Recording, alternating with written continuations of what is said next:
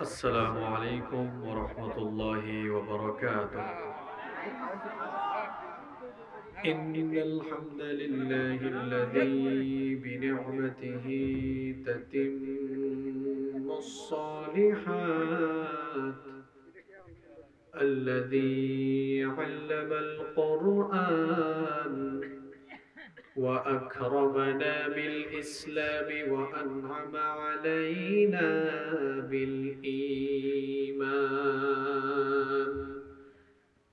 نستغفره ونتوب إليه، وأشهد أن لا إله إلا الله وحده لا شريك له، وأشهد أن سيدنا وسندنا وحبيبنا وطبيبنا وطبيب أرواحنا محمدا عبد الله ورسوله، أرسله بالحق بشيرا ونذيرا وداعيا إلى الله بإذنه وسراجا وقمرا منيرا.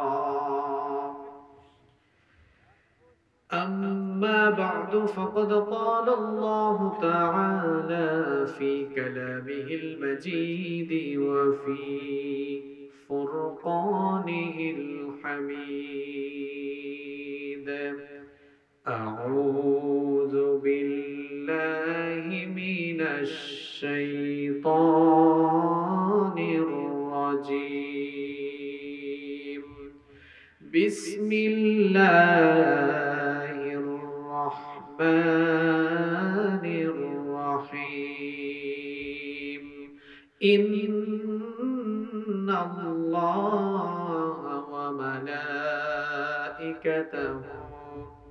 يصلون على النبي، يا أيها الذين آمنوا صلوا عليه وسلموا تسليما। একটু ঠান্ডা লাগতেছে তাই না আপনাদের? একটু ঠান্ডা দূর করে দিয়ে নবী করিম সাল্লাল্লাহু আলাইহি ওয়াসাল্লামের উপরে প্রাণবন্ত কণ্ঠে, প্রাণবন্ত আওয়াজে, একটু প্রাণবন্ত সাউন্ডে আমরা দরুদ পড়তে পারবো তো ইনশাআল্লাহ? মাশাআল্লাহ। তাহলে পড়েন, আল্লাহুম্মা সাল্লি আলা মুহাম্মাদ ওয়া আলা আলি মুহাম্মাদ কামা সাল্লাইতা আলা ইব্রাহিম ওয়া আলা আলি ইব্রাহিম ইন্নাকা হামিদুম মাজিদ। আল্লাহুম্মা বারিক আলা মুহাম্মাদ وعلى آل محمد كما باركت على إبراهيم وعلى آل إبراهيم إنك حميد مجيد.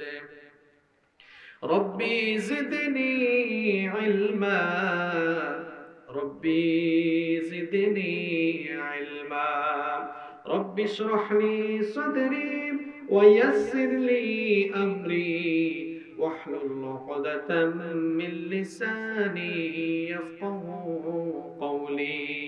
سبحانك لا علم لنا إلا ما علمتنا إنك أنت العليم الحكيم. صدق الله العظيم. সাগর নদী আর পাহাড় বনে পাখিদের গুনগুন গুঞ্জরণে ভেসে আসে ওই সমুদর তান, চারিদিকে শোনো আল্লাহর জয়গান। আল্লাহ মহান, আল্লাহ মহান, আল্লাহ মহান, আল্লাহ মহান, আল্লাহ মহান, আল্লাহ মহান।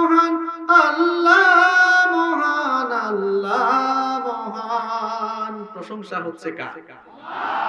সঙ্গীত গান হচ্ছে কার? আপনারা চুপ থাকলে ভালো নাকি বললে ভালো হয়? তাহলে বলেন আল্লাহ মহান, আল্লাহ মহান, আল্লাহ মহান, আল্লাহ মহান। সাগর নদী আর পাহাড় বনে পাখিদের গুনগুন গুঞ্জরণে ভেসে আসে ওই সুমধুর তান, চারিদিকে শোনো আল্লাহর জয়গান। আল্লাহ মহান, হাত তোলেন, একটু হাত তোলেন। আল্লাহ মহান, আল্লাহ মহান, আল্লাহ মহান, আল্লাহ মহান, আল্লাহ মহান, আল্লাহ মহান, আল্লাহ মহান, আল্লাহ মহান। শোনো তুমি মন দিয়ে কোকিলের সুর, শুনতে লাগছে দেখো কত না মধুর। মিষ্টি মিষ্টি ওই দোয়েলের গান, রয়েছে তাহাতে কি সুধা ফুরান। কোথা পেল তাহারাই সুর অম্লান, জবাব পাবে দিল খোদা মহিয়ান। আল্লাহ মহান, আল্লাহ মহান, আল্লাহ মহান, আল্লাহ মহান, আল্লাহ মহান, আল্লাহ মহান, আল্লাহ মহান, আল্লাহ মহান। বলো যদি আকাশের চাঁদরা, কোথা পেলে স্নিগ্ধ জোছনা ধারা। সূর্যকে বলো যদি কোথা পেলে আলো, রাত্রি হলো কেন নিকষ কালো। বলো যদি আকাশের চাঁদরা, কোথা পেলে স্নিগ্ধ জোছনা ধারা। সূর্যকে বলো যদি কোথা পেলে আলো, রাত্রি হলো কেন নিকষ কালো। কোথা পেল মানবের জীবন বিধান, জবাব একটা ছবি আল্লাহর দান। আল্লাহ মহান, আল্লাহ মহান, আল্লাহ মহান, আল্লাহ মহান, আল্লাহ মহান, আল্লাহ মহান, আল্লাহ মহান, আল্লাহ মহান, আল্লাহ মহান, আল্লাহ মহান, আল্লাহ মহান, আল্লাহ মহান, আল্লাহ মহান, আল্লাহ মহান, আল্লাহ মহান, আল্লাহ মহান। আলহামদুলিল্লাহ। বাংলাদেশের অত্যন্ত সুপরিচিত ঐতিহ্যবাহী টাঙ্গাইল জেলার মির্জাপুর উপজেলার অন্তর্গত অত্র অঞ্চলের অত্যন্ত সুপরিচিত এবং ঐতিহ্যবাহী দ্বীনি বিদ্যাপীঠ লতিফপুর বান্দাচালা হাফিজিয়া মাদ্রাসার হাফিজ ছাত্রদের পাগড়ি প্রদান উপলক্ষে আয়োজিত আজকের এই ৫১তম বাৎসরিক ওয়াজ মাহফিলের মুহতারাম শ্রদ্ধাভাজন সভাপতি, আপনাদের অত্র অঞ্চলের কৃতি সন্তান, আপনাদের সকলেরই অত্যন্ত প্রিয় মানুষ জনাব মোহাম্মদ মিজানুর রহমান তুলা। আজকের প্রোগ্রামের সম্মানিত উদ্বোধক,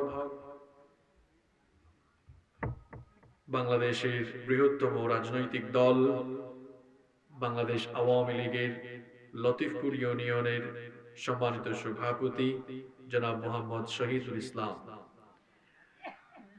আজকের প্রোগ্রামের সম্মানিত প্রধান অতিথি, বিশিষ্ট সমাজসেবক, বিশিষ্ট শিক্ষাবিদ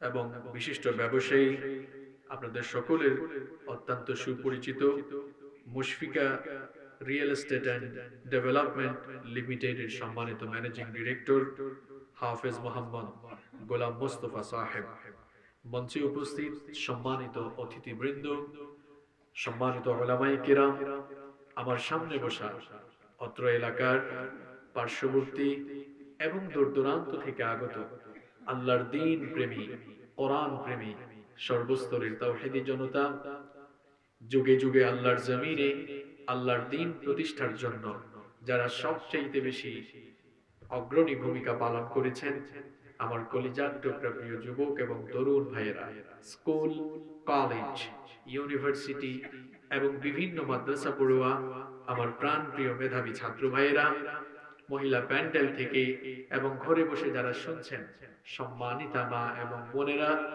উপস্থিত মিডিয়ার প্রিয় কর্মী ভাইয়েরা, প্রাণ প্রিয় মির্জাপুর তথা টাঙ্গাইলবাসী, আপনারা সবাই কেমন আছেন?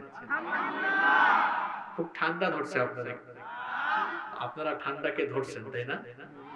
মাশাআল্লাহ, মহিলাদের উপস্থিতি বেশি, এটি অত্যন্ত ভালো লক্ষণ, আলহামদুলিল্লাহ। তার মানে বোঝা যাচ্ছে গান বাজনার প্রতি আমাদের মা বোনদের আকর্ষণ কমেছে, আল্লাহর কোরআন শোনার প্রতি তাদের আকর্ষণ বেড়েছে, আলহামদুলিল্লাহ। আপনারা আলহামদুলিল্লাহটা একটু জোরে কম, কারণ মহিলারা যত বেশি কোরআন বুঝবে, ইসলাম বুঝবে, আমাদের ফ্যামিলি তত বেশি সুন্দর হবে, আলহামদুলিল্লাহ। আগে আমরা দেখতাম মা বোনেরা কিচেনে ঢুকলে রান্না করার সময় তারা গান বাজনা শুনতেন, এমনকি হাজবেন্ডদের সাথেও টিভি দেখা নিয়ে ঝগড়া। আপনারা সারাদিন কাজ শেষে যখন বাসায় ফিরে আসেন, বাসায় আসার পর সারাদিন তো আপনি অফিসের কাজে, রাজনীতির কাজে, আপনি আপনার ব্যবসার কাজে ব্যস্ত ছিলেন। ঘরে ফিরে আসার পর একটু টিভির রিমোটটা হাতে নিয়ে যদি খবর দেখতে যান, বউয়ের সাথে ভেজাল, বউ বলে তোকে তোমার খবর দেখার টাইম হয়েছে, জানো না একটু আগেই তুমি আসছে বলে শেষ হয়েছে, এখন আরেকটা টাকুর টুকুর শুরু হবে। আপনারা বলতে পারেন হুজুর আপনি এগুলার নাম জানেন কেমনে? এগুলা দেখা দেখি নিয়ে যে সুইসাইড করে পত্র পত্রিকায় আসে, ওখান থেকে পড়ে পড়ে এগুলা জানছে। এখন আলহামদুলিল্লাহ ওই টিভি দেখা নিয়ে, এখন তো টিভি কয়জন আর দেখে, এখন মা বোনরা সুযোগ পাইলে ইউটিউবে ঢুকে সারাদিন তারা কোরআনের আলোচনা শুনে, আলহামদুলিল্লাহ। এবং আপনাদের অত্র অঞ্চলের মা বোনেরা যে কোরআন শোনার জন্য পাগল পাড়া, আজকের উপস্থিতি তা প্রমাণ করছে, আলহামদুলিল্লাহ। তো আমাদের সবাইকে ভালো রেখেছেন কে? আরেকটু জোরে করুন না, ভালো রেখেছেন কে? যিনি আমাদেরকে সুস্থতার সাথে বাঁচিয়ে রেখে কোরআনের এই বরকতময় মাহফিলে আসার তৌফিক দিয়েছেন, সেই মহান রবের জন্য হৃদয়ের সবটুকু ভালোবাসা, আবেগ, অনুভূতি উজাড় করে দিয়ে খুশি মনে প্রাণবন্ত আওয়াজে আমরা সবাই করছি আলহামদুলিল্লাহ। আমার বাবারা, আমার ভাইয়েরা, কষ্ট হচ্ছে আপনাদের? রাত তো প্রায় অনেক হয়ে গেল, আল্লাহর কালাম শোনার জন্য আপনারা বসে আছেন। পৃথিবীতে এই একটি কিতাবের জন্য মানুষ এত পাগল পাড়া, এই কিতাবের কথা শোনার জন্য মানুষ নিজের টাকা পয়সা খরচ করে আসে, এই কিতাবের আলোচনা শোনার জন্য মানুষ ঘন্টার পর ঘন্টা বসে থাকে। আপনি আপনার নিজের কাজে লাগাবার জন্য, সমাজ বা রাজনীতির কাজে লাগাবার জন্য পয়সা দিয়েও এত মানুষকে আনতে পারবেন না। কোরআনের জন্য যত মানুষ পকেটের পয়সা খরচ করে এসে নীরবে বসে থাকে, ঠিক না? এটা আল্লাহর কোরআনের আকর্ষণ, আলহামদুলিল্লাহ। সম্মানিত বাবারা, সম্মানিত ভাইয়েরা, যতক্ষণ আলোচনা হবে আপনারা থাকবেন তো ইনশাআল্লাহ? এখানে আসার সময় আমাকে একজন বলতেছিল, হুজুর আপনি সব সময় বড় বড় প্যান্ডেলে লক্ষ লক্ষ মানুষের সামনে বক্তব্য করেন, এখানে গিয়ে কয়েকশো মানুষ দেখলে রাগ করবেন না তো? আমি বললাম, ভাই কোয়ান্টিটির চাইতে কোয়ালিটি বেশি গুরুত্বপূর্ণ। একটা ক্লাসে যখন স্টুডেন্ট বেশি হয় তখন সবার দিকে মনোযোগ রাখা যায় না, কনসেন্ট্রেশন রাখা যায় না। আর যখন কম হয় তখন সবার সঙ্গে কথা বলা যায়, সবার প্রতি কনসেন্ট্রেট হওয়া যায়। সুতরাং আমি আজকে আরো খুশি, যেহেতু কম হয়েছে, সবার চেহারা দেখতে পারবো, হ্যাঁ, সবার কনসেন্ট্রেশন কেমন, কে কতটুকু বুঝতেছে, সবার প্রতি খেয়াল রাখা যাবে ইনশাআল্লাহ। বলেছি কোয়ান্টিটিটা ইম্পর্টেন্ট নয়, যারা এসছে তাদের কাছে কোরআনের বাণী তুলে ধরে, আল্লাহর কোরআনের সৌন্দর্য তুলে ধরে তাদেরকে যদি কোরআনের দিকে নিয়ে আসা যায়, এটাই মাহফিল আয়োজনের সার্থকতা। এবং আমরা এত কষ্ট করে এসে যে কথা বলি, এটাই হচ্ছে আমাদের আশার সার্থকতা এবং সফলতা। এজন্য আমরা শেষ পর্যন্ত থাকতে পারবো তো ইনশাআল্লাহ? কারা কারা মোনাজাতের আগেই উঠে দৌড় মারবেন, হাত তুলেন তো দেখি। আপনারা থাকবেন তো? আপনারা যারা আমার আগে এতক্ষণ ওয়াজ করছেন আপনারাও থাকবেন তো? আপনারা রাগ করেন না, অনেক জায়গায় তো হুজুরের আগে যারা ওয়াজ করে হেরা উঠে আগে দৌড় মারে, আপনারা দৌড় মারতে পারবেন না, আপনারাও থাকা লাগবে। কারণ আপনারা এই সমাজকে রিপ্রেজেন্ট করছেন, আপনারা এই সমাজের প্রতিনিধিত্ব করছেন, আপনাদের দায়ভার ওনাদের চেয়ে অনেক বেশি। এজন্য আমরা চাই আপনারা আরো বেশি কোরআন শোনেন, কোরআন বুঝেন, কারণ আপনাদের মতো লোকেরা যখন কোরআনের আলোয় এনলাইটেন হবে, আলোকিত হবে, আমরা বিশ্বাস করি এই সমাজটাও কোরআনের আলোয় আলোকিত হবে ইনশাআল্লাহ। আজকের আলোচনা থেকে আমরা যদি বেনিফিটেড হতে চাই, উপকৃত হতে চাই, তাহলে আমাদের সবাইকে দুটো কাজ করতে হবে। কয়টা কাজ? আমরা যদি আল্লাহর কালামের আলোচনা শুনে শুনে বেনিফিটেড হতে চাই, আমরা যদি আল্লাহর কোরআনের আলোচনা থেকে সবাই উপকৃত হতে চাই, রব্বুল আলামিন বলছেন বান্দারে দুটো কাজ তোমাদেরকে করতে হবে। আল্লাহ তাআলা কোরআনে কারীমে বলেছেন, ওয়া ইযা কুরিআল কুরআনু ফাসতামিউ লাহু ওয়া আনসিতু লাআল্লাকুম তুরহামুন। আল্লাহ তাআলা বলছেন, ওয়া ইযা কুরিআল কুরআন, যখন কোরআন পাঠ করা হবে, কোরআনের আলোচনা শুরু হয়ে যাবে, ফাসতামিউ লাহু, ফুললি কনসেন্ট্রেট হয়ে যাও, মনোযোগী হয়ে আল্লাহর কালাম শ্রবণ করো।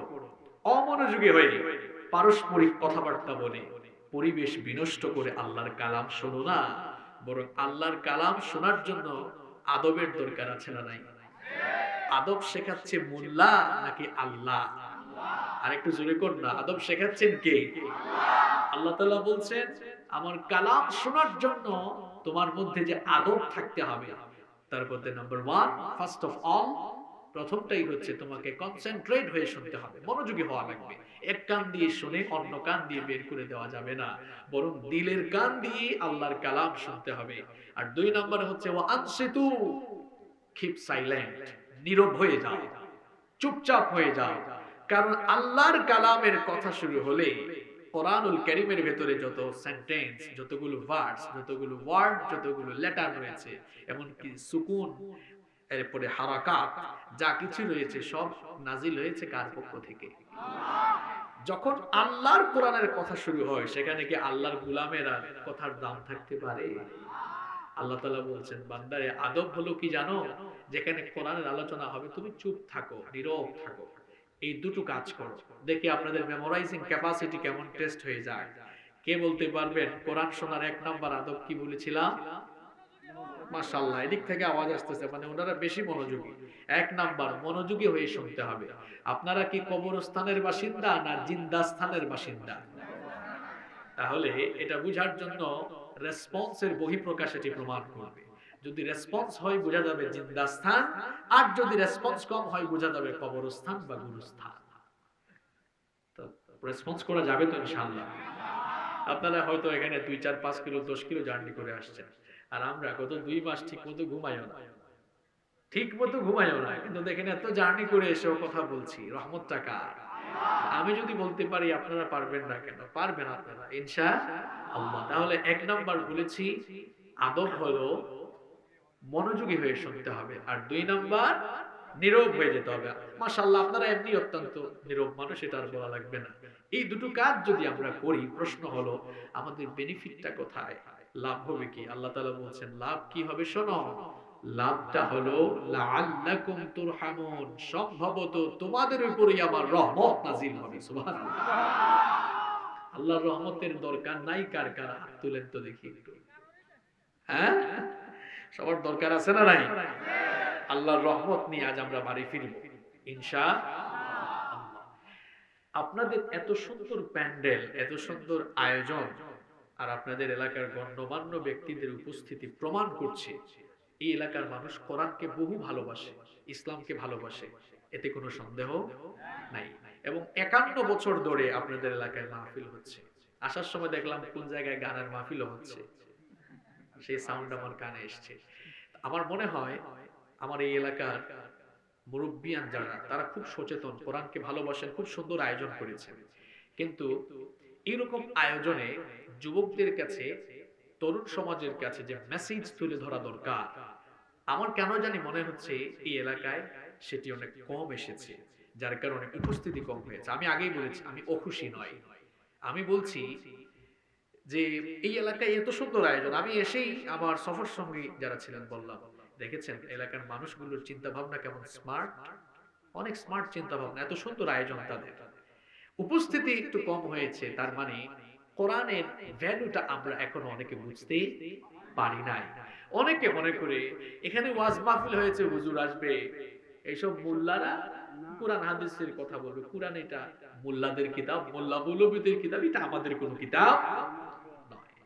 আমার বাবারা, আমার ভাইয়েরা, যারা আসে নাই হয়তো আগামীকাল তাদের কানে আমার কথাগুলো পৌঁছাতে পারে ইনশাআল্লাহ। কারণ আপনারা যারা এসেছেন, আপনারা শুনবেন, তাদের কাছে আমার এই মেসেজগুলো পৌঁছে দিবেন। মেসেজগুলো আমার নয়, আল্লাহ। এবং এখানে মিডিয়ার ভাইরা এসেছেন, এগুলো হয়তো ফজরের আগেই ইন্টারনেটেও চলে যাবে, তারাও এগুলো ছড়িয়ে দিবেন ইনশাআল্লাহ। কষ্ট হচ্ছে আপনাদের? আল্লাহর কালাম, এটা আগে আমাদেরকে বুঝতে হবে। এটা কি হাফেজি মাদ্রাসায় যে হাফেজরা পড়ে, এটা শুধু এদের কিতাব? কোরআনুল কারীম সাম্প্রদায়িক কোনো কিতাব নয়। যদি সাম্প্রদায়িক কোনো কিতাব হতো তাহলে আল্লাহ তাআলা এই কোরআনের মধ্যে বলতেন হুদাল লিল মুসলিমিন, অথবা বলতেন হুদাল লিল মুমিনিন। এখানে আলেমরা আছেন, আল্লাহ তাআলা কোরআনের ভেতরে কোথাও হুদাল লিল মুমিনিন বা হুদাল লিল মুসলিমিন বলেন নাই, বরং আল্লাহ বলেছেন হুদাল লিন নাস। তামাম দুনিয়ার সমগ্র মানবতার জন্য এই কোরআন হেদায়াত হিসেবে এসেছে। কার তরফ থেকে? তাহলে কোরআন সবার জন্য না শুধুমাত্র মুসলমানদের জন্য? সবার জন্য নাজিল করেছেন কোরআন কে? কার তরফ থেকে এসেছে এই কিতাব? এই কিতাব আগে আপনাকে চিনতে হবে। আপনি এই কিতাবের ভ্যালু বুঝতে পারেননি, এর ডিগনিটি বুঝতে পারেননি, এর মর্যাদা বুঝেননি, এর শ্রেষ্ঠত্ব বুঝেননি, এর ক্যারেক্টারিস্টিক আপনি এখনো অনুধাবন করতে পারেননি বলে আপনি আপনার জীবন থেকে কোরআনকে মাইনাস করে ফেলেছেন। কোরআন এটা কি আপনাকে বুঝতে হবে। কোরআনুল কারীম ইউনাইটেড স্টেট অফ আমেরিকা, আমেরিকার প্রেসিডেন্ট হাউস, হোয়াইট হাউস থেকে আসা কোনো কিতাব নয়। দুনিয়ার কোনো অফিস থেকে আসা কিতাব নয়। It's the only one. এটি পৃথিবীর একমাত্র বই, একমাত্র কিতাব যা বিশ্বজাহানের পালনকর্তার দফতর আরশে আজিম থেকে নাজিল হয়েছে, এসেছে। সুবহানাল্লাহ। এটা মোল্লার কিতাব মনে করেছেন আপনি? এটা পৃথিবীর কোনো আলেমের লেখা কিতাব নয়। কোরআনের ভেতরে কোনো আলেমের হাতের লেখার দাগও পড়ে নাই। এটা কোনো নবীর লেখা কিতাব নয়। এটি সরাসরি আল্লাহর দফতর থেকে আসা কিতাব। সুবহানাল্লাহ। কোরআনের ভ্যালু আগে আপনারা বুঝেন। আমি জানি টাঙ্গাইলের মানুষ সুশিক্ষিত মানুষ। আমি জাস্ট এক্সাম্পল দিয়ে আপনাদেরকে বোঝাবার জন্য কথাটা বলছি, একটা ঘটনা বলছি, বলবো। মনে করুন এই এলাকার একজন ইংরেজি ভাষা জানে না। আমি জানি আপনারা শিক্ষিত মানুষ, এটা আপনাদেরকে অপমান করার জন্য বলছি না, জাস্ট বুঝাবার জন্য বলছি। একজন মানুষ ইংরেজি ভাষা কম বুঝেন বা বুঝেন না। সুপ্রিম কোর্ট চেনেন তো আপনারা? কোথায়? ঢাকায়। সুপ্রিম কোর্ট থেকে, হাইকোর্ট থেকে ইংরেজি ভাষায় লেখা একটি চিঠি খামের ভেতরে ঢুকে ওই ইংরেজি যে লোকটা বুঝে না তার কাছে এসছে, ইংরেজি ভাষায় লেখা একটি চিঠি। চিঠি যে নিয়ে আসছে, হাতে পৌঁছাইতে পৌঁছাইতে রাত 12টা হয়ে গেছে। এখন চিঠি হাতে দেওয়ার পরে লোকটাকে বলতেছে যে আপনার জন্য সুপ্রিম কোর্ট থেকে এই চিঠি আসছে। কয় কোন কোর্ট? Supreme court. কোন কোর্ট? লোকটা ভাবতেছে হায় হায়, সুপ্রিম কোর্ট থেকে যেহেতু এসেছে, না জানি গ্রেফতারি পরোয়ানা কিনা বা কোনো সমস্যা কিনা, চিন্তা বাড়বে না কমবে? আর একটু জোরে বলেন না। এখন রাত 12টা বাজে, ইংরেজি বুঝে না। পাশের বাড়ির ভাতিজা একটা ইংরেজি জানে, গিয়ে দরজায় নক করছে। ভেতর থেকে ভাতিজা বলে, চাচা এত রাতে আসছেন কেন? সকালবেলা আসলেই তো হয়। কয় বাবারে, ঘুমে থাকিস আর যাই থাকিস, তাড়াতাড়ি উঠ, ঘটনা কিন্তু ভালো না। সুপ্রিম কোর্ট থেকে কি জানি আসছে, তাড়াতাড়ি দেখ। উঠাইছে, ওঠানোর পরে কয় দেখ রে বাবা, এখানে কি সব কি জানি লেখছে, হাবিজাবি ইংরেজি লেখা বুঝি না। এরপরে পড়লো সুপ্রিম কোর্টের এই নোটিশ বা চিঠিটা, পড়ে যা লেখা আছে তাই চাচাকে জানালো। আমার প্রশ্ন হলো, সুপ্রিম কোর্ট থেকে আসা একটি চিঠির এত ভ্যালু আপনার কাছে, ইংরেজি ভাষা বুঝেন না, সুপ্রিম কোর্ট থেকে আসা চিঠি বুঝার জন্য আপনি যদি মানুষের কাছে দৌড়াতে পারেন। ছাত্রদেরকে বলছি, তুমি বিদেশের কোন ইউনিভার্সিটিতে অনার্স, মাস্টার্স বা পিএইচডি, ডক্টরেট করবা। মনে করো চীন থেকে, চীনের যে কোনো একটা ইউনিভার্সিটি থেকে চাইনিজ ল্যাঙ্গুয়েজে লেখা একটা অফার লেটার আসলো, তুমি বুঝো না, বুঝার জন্য যে চাইনিজ ল্যাঙ্গুয়েজ বুঝে তার কাছে যাবে। প্রশ্ন হলো, সুপ্রিম কোর্ট থেকে আসা ইংরেজি ভাষায় লেখা একটি চিঠি বুঝার জন্য গভীর রাতে মানুষের কাছে দৌড়াইতে পারেন? চীন থেকে আসা বিশ্ববিদ্যালয়ের একটি অফার লেটার বোঝার জন্য মানুষের ধারে ধারে ঘুরতে পারেন। আল্লাহর তরফ থেকে আসা কিতাব, জীবন বদলানোর জন্য, জান্নাতে যাওয়ার জন্য, জীবনটাকে সুন্দর করে সাজাবার জন্য যে কিতাব আসলো, এই কিতাব এখনো আপনি পড়তে পারেন না, বুঝা দূরের কথা পড়তে পারেন না। এটা পড়ার জন্য, শেখার জন্য কয়দিন কার কাছে পাগলের মতো ছুটে গিয়েছেন? আপনার বিবেকের কাছে আমি প্রশ্ন রাখলাম। আপনি কোরআনের ভ্যালু বুঝেন না। এটা কি মোল্লা মৌলভীর কিতাব? আপনাকে কোরআনটা আগে বুঝাই। 50-51 বছর ধরে ওয়াজ মাহফিল হচ্ছে। আমি যুবকদের উদ্দেশ্যে বিশেষ করে কথাগুলো বলছি, কারণ এখানে আমার অনেক বাবারা আছেন, হয়তো ওনারা ছোটবেলা থেকে এই মাহফিলটা আয়োজন করে আসতেছেন। যুবক তরুণদের সংখ্যা কম, এরা ওই গান মাহফিলে আছে। এদের কানে আমি জানি আমার আওয়াজ পৌঁছাবে ইনশাআল্লাহ। আমি তাদেরকে বলতে চাই, এটাকে মোল্লা মৌলভীদের কিতাব আপনি মনে করিয়েন না, যেন তেন কিতাব মনে করিয়েন না। Quran is a book that is most read in this world. এটি পৃথিবীর একমাত্র বই যা পৃথিবীতে সবচাইতে বেশি পড়া হয়। সুবহানাল্লাহ বলেন। এটা গলাবাজি আর চাপাবাজির বিষয় নয়, বর্তমান বিজ্ঞান তা প্রমাণ করেছে। মহাকাশ বিজ্ঞানীরা এই স্যাটেলাইটের যুগে, স্যাটেলাইটের কল্যাণে মহাশূন্য, তারা মহাকাশ বিজ্ঞানীরা গবেষণা করলেন। গবেষণা করে একটি আজীব তথ্য তারা পেলেন। পৃথিবীর ঘূর্ণায়মান পদ্ধতি এবং আহ্নিক গতি, বার্ষিক গতির ফলে পৃথিবীর বিভিন্ন স্থানে সময়ের একটা ভিন্নতা রয়েছে। যেমন বাংলাদেশে এখন রাত 11টা হয়ে গেছে, এখন আমেরিকায় দুপুর 1টা, ওখানে দিন, বাংলাদেশে এখন রাত। আমি কি ভুল বলেছি? সৌদি আরবে এখন ঠিক 8টা বাজে, লন্ডনে এখন 6টা বাজে, দুবাইয়ে এক সময়, ইতালিতে এক সময়, অস্ট্রেলিয়া, নিউজিল্যান্ড, ফ্রান্স, এক এক দেশে এক এক সময়। আমি কি ভুল বলেছি? সময়ের এই ভিন্নতার কারণে বিজ্ঞানীরা গবেষণা করে দেখতে পেলেন, হায় হায় হায়, এই সময়ের ভিন্নতার কারণে তো এক আজীব তথ্য পাওয়া গেল। তথ্যটা হলো এই টাইমের ভিন্নতার কারণে তারা দেখলেন পৃথিবীতে 24 ঘন্টায় পৃথিবীর কোনো না কোনো কোনায় কানায়, কোনো না কোনো জায়গায় আযান হয়। সুবহানাল্লাহ, মুখ দিয়ে বের হয় না। দেখেন, আমাদের এখন কোনো নামাজ নাই। একটু আগে সৌদি আরবে এশার নামাজ শেষ হয়েছে। কোন দেশে এখন ফজরের নামাজ, আমেরিকা এখন জোহরের নামাজের টাইম। কোন দেশে এখন মাগরিবের নামাজ চলে, কোন দেশে আসরের নামাজ চলে। আমি কি ভুল বলেছি? বিজ্ঞানীরা গবেষণা করে দেখলেন, হায় হায় হায়, এই সময়ের ভিন্নতার কারণে 24 ঘন্টায়, পৃথিবীতে তো 250টার বেশি দেশ আছে, কোথাও না কোথাও আযান হয়। আযান হলে মুসলমানরা কি করে? নামাজ পড়ে। নামাজে মনে করেন আপনাদের এলাকার ইমাম সাহেব আল্লাহু আকবার বলে নামাজে দাঁড়িয়ে তিনি তিলাওয়াত শুরু করেছেন। বুখারী শরীফ একটু বেশি বুঝেন তো, শুরু করেছেন বুখারী থেকে। আন আবি হুরায়রা রাদিয়াল্লাহু আনহু قال قال رسول الله সাল্লাল্লাহু আলাইহি ওয়াসাল্লাম। বুখারীর হাদিস যদি পড়া শুরু করেন, আমার তো মনে হয় একজন চাচা যিনি খেতে খামারে কাজ করেন, উনিও বলবেন, হুজুর কি পাগল হইছে নাকি? কারণ নামাজ শুরু হয় যে সূরা দিয়ে, আমরা সবাই জানি সূরাটার নাম কি। নামাজ শুরু করতে হয় যে সূরা দিয়ে, সেই সূরার নাম আমরা সবাই জানি, সূরাতুল ফাতিহা। নবীজিও বলেছেন, লা সালাতা লিমান লাম ইয়াকরা বিফাতিহাতিল কিতাব। সূরাতুল ফাতিহা ছাড়া নামাজ আদায় করা যায় না। নামাজে দাঁড়ানোর পরে আমরা সবাই এই সূরাটা পাঠ করি, তার মানে নামাজ শুরু হলেই যে কিতাব থেকে তেলাওয়াত করতে হয়, কিতাবের নাম কি? আল কোরআন। সবাই বলেন। তাহলে পৃথিবীতে 24 ঘন্টায় আযান হয়। যদি 24 ঘন্টা আযান হয়, তার মানে হলো 24 ঘন্টায় পৃথিবীর কোনো না কোনো জায়গায় আযান হয়। আপনারা ওয়াজ শুনতেছেন, এই টাইমে কেউ ফজরের নামাজ পড়ে, কেউ এখন জোহরের নামাজ পড়ে, কেউ এখন আসরের নামাজ পড়ে, আবার কোন দেশের মানুষ এখন মাগরিবের নামাজ পড়ে, সৌদি আরবের মানুষ এখন এশার নামাজ পড়ে। তার মানে হলো, যেহেতু বিজ্ঞান বলছে, বিজ্ঞানীরা প্রমাণ করেছেন, এই পৃথিবীর ঘূর্ণায়মান পদ্ধতি, আহ্নিক গতি আর বার্ষিক গতির কারণে সময়ের ভিন্নতা রয়েছে। সময়ের ভিন্নতার কারণে 24 ঘন্টা, দিবানিশি 24 ঘন্টা দুনিয়ায় আযান হয়। তার মানে দিবানিশি 24 ঘন্টা দুনিয়াতে মানুষ নামাজ পড়ে।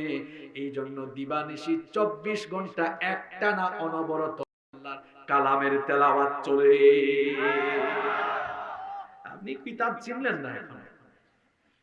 এটা পৃথিবীর একমাত্র কিতাব। Quran is a book that is most read in this world. এটি পৃথিবীর একমাত্র অদ্বিতীয় কিতাব যা দিবানিশি 24 ঘন্টা দুনিয়ায় তেলাওয়াত হয়। সুবহানাল্লাহ। শুধু কি তাই? Nobody has ever bothered to read or heard the holy book Quran. এই কোরআন যে রিসাইট করে, যে তিলাওয়াত করে, যে পড়ে সে বিরক্ত হয় না, যে শুনে তার কাছেও বিরক্ত লাগে না। আল্লাহর কালামের আকর্ষণ দেখেন কেমন। এই কোরআনের তেলাওয়াত যে করে সে কখনো বিরক্ত হয় না, আবার যে এই কোরআনের তেলাওয়াত শুনে সেও কখনো বিরক্ত হয় না। দেখেন জন্মের পর থেকেই আপনারা সবাই মসজিদে গিয়ে নামাজ আদায় করেন। ইমাম সাহেব প্রত্যেকদিন যে সূরা দিয়ে নামাজ শুরু করেন, সূরাটির নাম সূরাতুল আলহামদুলিল্লাহি রাব্বিল আলামিন আর রহমানির রহিম মালিকি ইয়াউমিদ্দিন ইয়্যাকা না'বুদু ওয়া ইয়্যাকা নাস্তাঈন ইহদিনাস সিরাতাল মুস্তাকিম সিরাতাল লাযীনা আন'আমতা আলাইহিম গায়রিল মাগদুবি আলাইহিম ওয়ালাদ-দাল্লিন।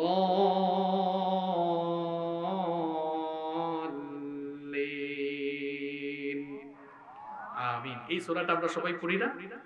জন্মের পর থেকেই মসজিদে গিয়ে শুনে ইমাম সাহেব রেগুলার এই সূরা দিয়ে নামাজ শুরু করেন। এই মির্জাপুরের কোন ভাইকে কোনদিন মসজিদে গিয়ে এই অভিযোগ বা আপত্তি করেছেন নাকি? ও ইমাম সাহেব, হুজুর সাহেব, আপনি কি একটা সূরাই পারেন নাকি? আর কোন সূরা কি জানেন না? প্রত্যেক দিন কেন এই সেম সূরা দিয়ে আপনি নামাজ শুরু করেন, এমন অভিযোগ কেউ করেছে নাকি? কোনদিন এই অভিযোগ করার সম্ভাবনা আছে নাকি? কোন একই সূরা রেগুলার আমরা শুনে বিরক্ত লাগে না? বিরক্ত লাগা দূরের কথা, কেউ কেউ এত মজা করে পড়ে তেলাওয়াত শুনলে কলিজা ঠান্ডা হয়ে যায়, আছে না নাই? হজ আর উমরা যারা করেছেন কষ্ট করে একটু হাত তুলে, মাশাআল্লাহ, হাতগুলো নামান। টাকাওয়ালা মানুষ আপনারা, যারা যেতে পারেন নাই আল্লাহ যাওয়ার তৌফিক দেন। আপনাদেরকে বোঝানো বড় মজা হবে। আমি বলছিলাম আল্লাহর কোরআন শুনলে কেউ বিরক্ত হয় না। এই যে প্রত্যেকদিন নামাজে ঢুকে এক সূরা বারবার শুনে বিরক্ত লাগে না, বরং এত বেশি মজা লাগে। কোন আলেমের কণ্ঠে আল্লাহ এমন সুধা ঢেলে দিয়েছেন, তাদের সুললিত ভয়েসের রিসাইটেশন শুনলে মানুষের কলিজাটা ঠান্ডা হয়ে যায়, দিলটা নরম হয়ে যায়, কলিজা শীতল হয়ে যায়। বিশেষ করে আপনারা যারা হজ আর উমরা করেছেন, বাইতুল্লাহ মক্কাতুল মুকাররমার মসজিদে হারামে যারা নামাজ আদায় করেছেন, সেখানে ফজিলাতুল শেখ আব্দুর রহমান আস-সুদাইস সাউদ আশ-শুরাইম বান্দারবালিলা, এরপর ইয়াসির দুসরি, অর্থাৎ হারামের ইমামরা যখন তাদের সুললিত কণ্ঠে কোরআনের তেলাওয়াত শুরু করে দেয়, মনে হয় যেন আসমান থেকে আল্লাহর কোরআন নাজিল হচ্ছে। তাদের পেছনে লক্ষ লক্ষ মুসল্লিরা থাকে। অনেক মানুষ, ম্যাক্সিমাম মানুষ কোরআনের অর্থ বুঝে না। অর্থ না বুঝলেও ইমাম সাহেবদের তেলাওয়াতের সুরের ঝংকারে মানুষের কলিজা ঠান্ডা হয়ে যায়, চক্ষু দিয়ে পানি পড়ে। এরকম দৃশ্য আছে না নাই? আমিও তো একাধিকবার গিয়েছি, আমি দেখেছি। আমার সাথে যে সফরকারীরা ছিলেন, আমি তো আলহামদুলিল্লাহ অর্থ বুঝি, আমার চক্ষু দিয়ে পানি আসাটা স্বাভাবিক কথা। কিন্তু আমার সাথে ডানে বামে কিছু মানুষ ছিলেন যারা কোরআনের অর্থ বুঝে না। দেখলাম পাগলের মতো কান্না করে। জিজ্ঞেস করলাম, অর্থ না বুঝেও তুমি কাঁদো কেন? জবাব দেয়, হুজুর এত মজা করে তেলাওয়াত করে অর্থ বুঝা লাগে না, এই সুন্দর তেলাওয়াত শুনলে কলিজা ঠান্ডা হয়ে চক্ষু দিয়ে পানি বের হয়ে পড়ে। পৃথিবীতে কোন বই আছে যা অর্থ না বুঝে মানুষ কাঁদে? আছে, আছে। আপনি কোরআন বুঝলেন না, এত দামি নিয়ামত, ঘরের ভেতরে গোল্ড রেখে আপনি বাহিরে সিটি গোল্ডের তালাশে বের হয়েছে। বিজ্ঞানের যুগে বসবাস করে বিজ্ঞানসম্মত এত বাস্তববাদী মানুষ আপনি, বিজ্ঞানসম্মত কোনো কিছু না হলে আপনি গ্রহণ করেন না। আপনি মনে করছেন কোরআন ইটস এ ব্যাকডেটেড বুক, এটা আগের যুগের কিতাব, মধ্যযুগীয় কিতাব আপনি মনে করেছেন। No, it's a scientific book, it's the source of knowledge and science. এটা জ্ঞান বিজ্ঞানের উৎস। বিজ্ঞান যা জেনেছে এখন, কোরআনটা জানিয়েছে আরো বহু আগে। সুবহানাল্লাহ পড়েন। There is no contradiction between the Holy Book, Quran and science. বিজ্ঞানের সাথে কোরআনের কোনো দ্বন্দ্ব নাই, বরং বিজ্ঞান যত উন্নত হচ্ছে, যত এগিয়ে যাচ্ছে, ভিক্ষার থালাইটা, ভিক্ষার ব্যাগ ঝুড়িটা আরো বড় করতেছে। কথা বুঝতেছেন আমার? বিজ্ঞান যত উন্নত, যত উপরের দিকে উঠছে, ভিক্ষার থালাটা আরো বড় করতে হচ্ছে। ভিক্ষার ব্যাগটা আর একটু বাড়াইতে হচ্ছে, কারণ যখন বিজ্ঞান উন্নত হয়, যখন নতুন তথ্য বের করে দেখা যায় কোরআনের কাছে এই তথ্য আরো পুরাতন, কারণ আল্লাহ কোরআনে এগুলো আরো ১৫০০ বছর আগে বলেছেন। সুবহানাল্লাহ। খালি সুবহানাল্লাহ কইতেই জানেন, কিন্তু এই সায়েন্টিফিক থিওরি গুলো বের করতে জানেন না। জানবেন কেমনে? আপনি তো কোরআনে কোনো পুরাও জানেন না, আপনি এটা মোল্লাদের কিতাব বানিয়েছেন। আমি তো কোরআন বিজ্ঞান নিয়ে পড়াশোনা গবেষণা করে আসা মানুষ। কোরআনুল কারীমে ৬০০০-এর বেশি আয়াত রয়েছে, তার মধ্যে প্রায় ১৫০০ আয়াত শুধু বিজ্ঞানের ব্যাপারে। সুবহানাল্লাহ। কয়েকটি एग्जांपल দিলে আপনি বুঝবেন। আপনি যে বিজ্ঞান নিয়ে এত বড়াই করেন, কোরআন কি আপনি বুঝেন না? এর ভ্যালু এখনো আপনি এর ভ্যালু বুঝেন নাই। পৃথিবীর আয়তন নিয়ে বিজ্ঞান এক এক সময় মানুষের সামনে এক এক তামাশা করেছে। আগের যুগের বিজ্ঞানীরা, প্রাচীনকালের বিজ্ঞানীরা আন্দাজে বলে ফেলছে পৃথিবী চ্যাপ্টা বা সমতল হতে পারে। এরপরে 1597, আমি সাল সহ বলছি, 1597 সালে ফ্রান্সিস ড্রেক জলপথে ঘুরে দেখলেন না, আগের যুগের বিজ্ঞানীদের দেওয়া তথ্য ভুয়া, ভুল বলছে এগুলো, পৃথিবীটা আসলে গোল। বিজ্ঞান আরো উন্নত হলো, উন্নত হতে হতে স্যাটেলাইটের যুগে এখন প্রবেশ করলো। এখন স্যাটেলাইট ভিত্তিক বিজ্ঞানীরা বলছেন না, আমাদের আগের বিজ্ঞানীরাও ভুল বলছে, আসলে পৃথিবী গোল। পৃথিবী যারা বলে গোল, এই তত্ত্ব ভুল। পৃথিবী যারা বলে গোল, এই তত্ত্ব ভুল। পৃথিবী কি বলেন তো? কেমন?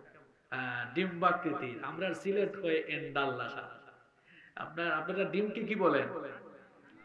আন্ডার এন্ডা এক কথা, ওটা সমান। আমরা কই এন্ডা, আপনারা কই আন্ডা। ও তুরা আকারের ব্যবধান। তুরা সিলেটি বললাম, কিন্তু রাগ করছেন না আপনারা? আন্ডার এন্ডা একই কথা। পৃথিবী, আপনারা ডিম দেখেছেন তো না? ডিম, এই ডিমের মতো। এটা এই স্যাটেলাইটের যুগে বিজ্ঞান বলে। আর আপনি যে কিতাবকে হাফেজি মাদ্রাসার হাফেজদের কিতাব মনে করেন, আপনি যেটাকে মোল্লা মৌলবীর কিতাব মনে করেন, কত বড় কপাল পুরা আপনি। ঘরের ভেতরে আসল সোনা রেখে নকল সোনা তালাশের খুঁজে বের হয়েছেন। বিজ্ঞানময় কিতাবটাকে আপনি এখনো চিনলেন না। বিজ্ঞান যেই জিনিসের সমাধান দিয়েছে এখন ১৫০০ বছর আগে, ওই বিষয়টার সমাধান কোরআনে দিয়েছেন কে?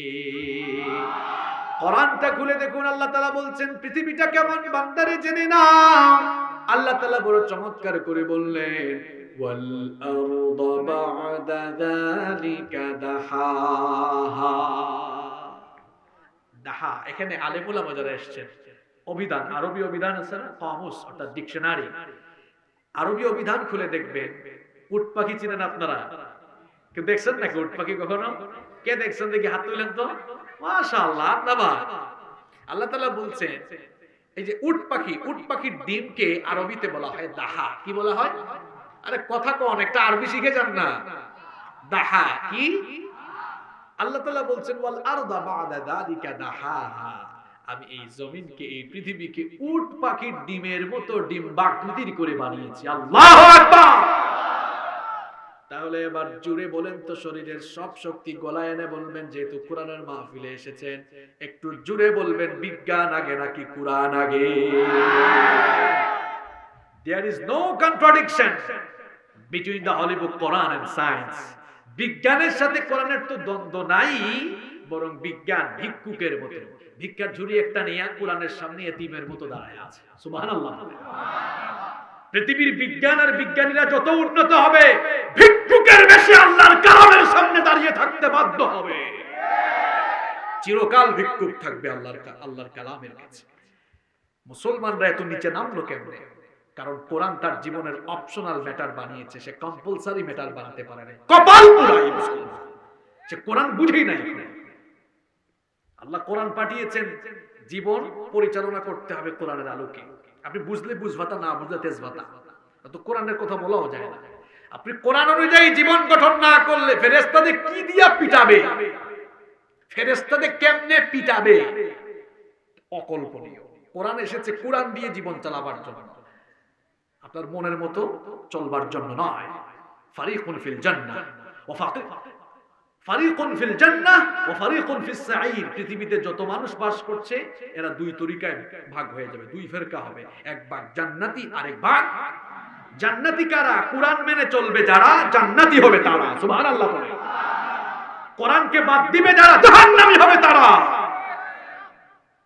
কোরআন যে আপনি মেনে চলবেন জানতে গেলে, আপনি যে কোরআন মানবেন মানতে গেলে জানতে হয়, জানতে গেলে পড়তে হয়।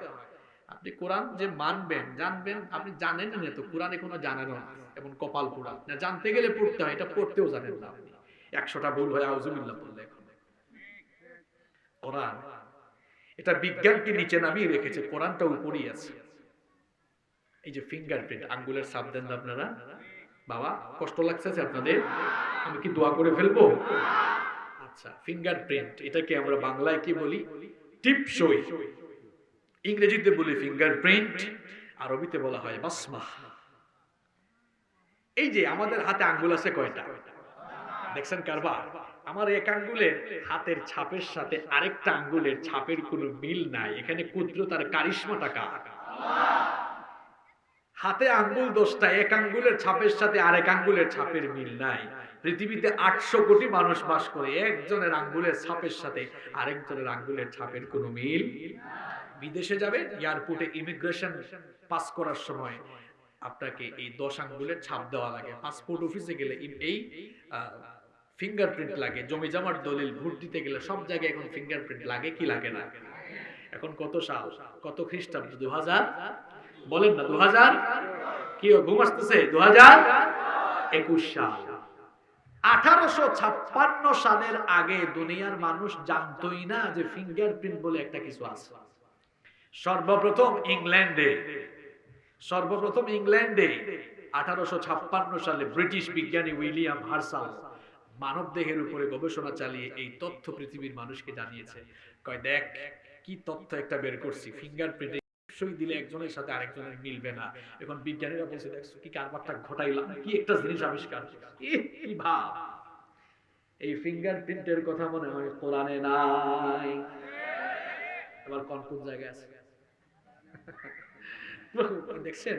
কি মানে টেকনিক করে জবাব দিছে, বিচক্ষণ। কোরআনের মধ্যে আছে। আমি বললাম কোন জায়গায়? কয় আছে তো, আছে। কোরআনুল কারীমের 75 নম্বর সূরা, সূরার নাম সূরাতুল কিয়ামা।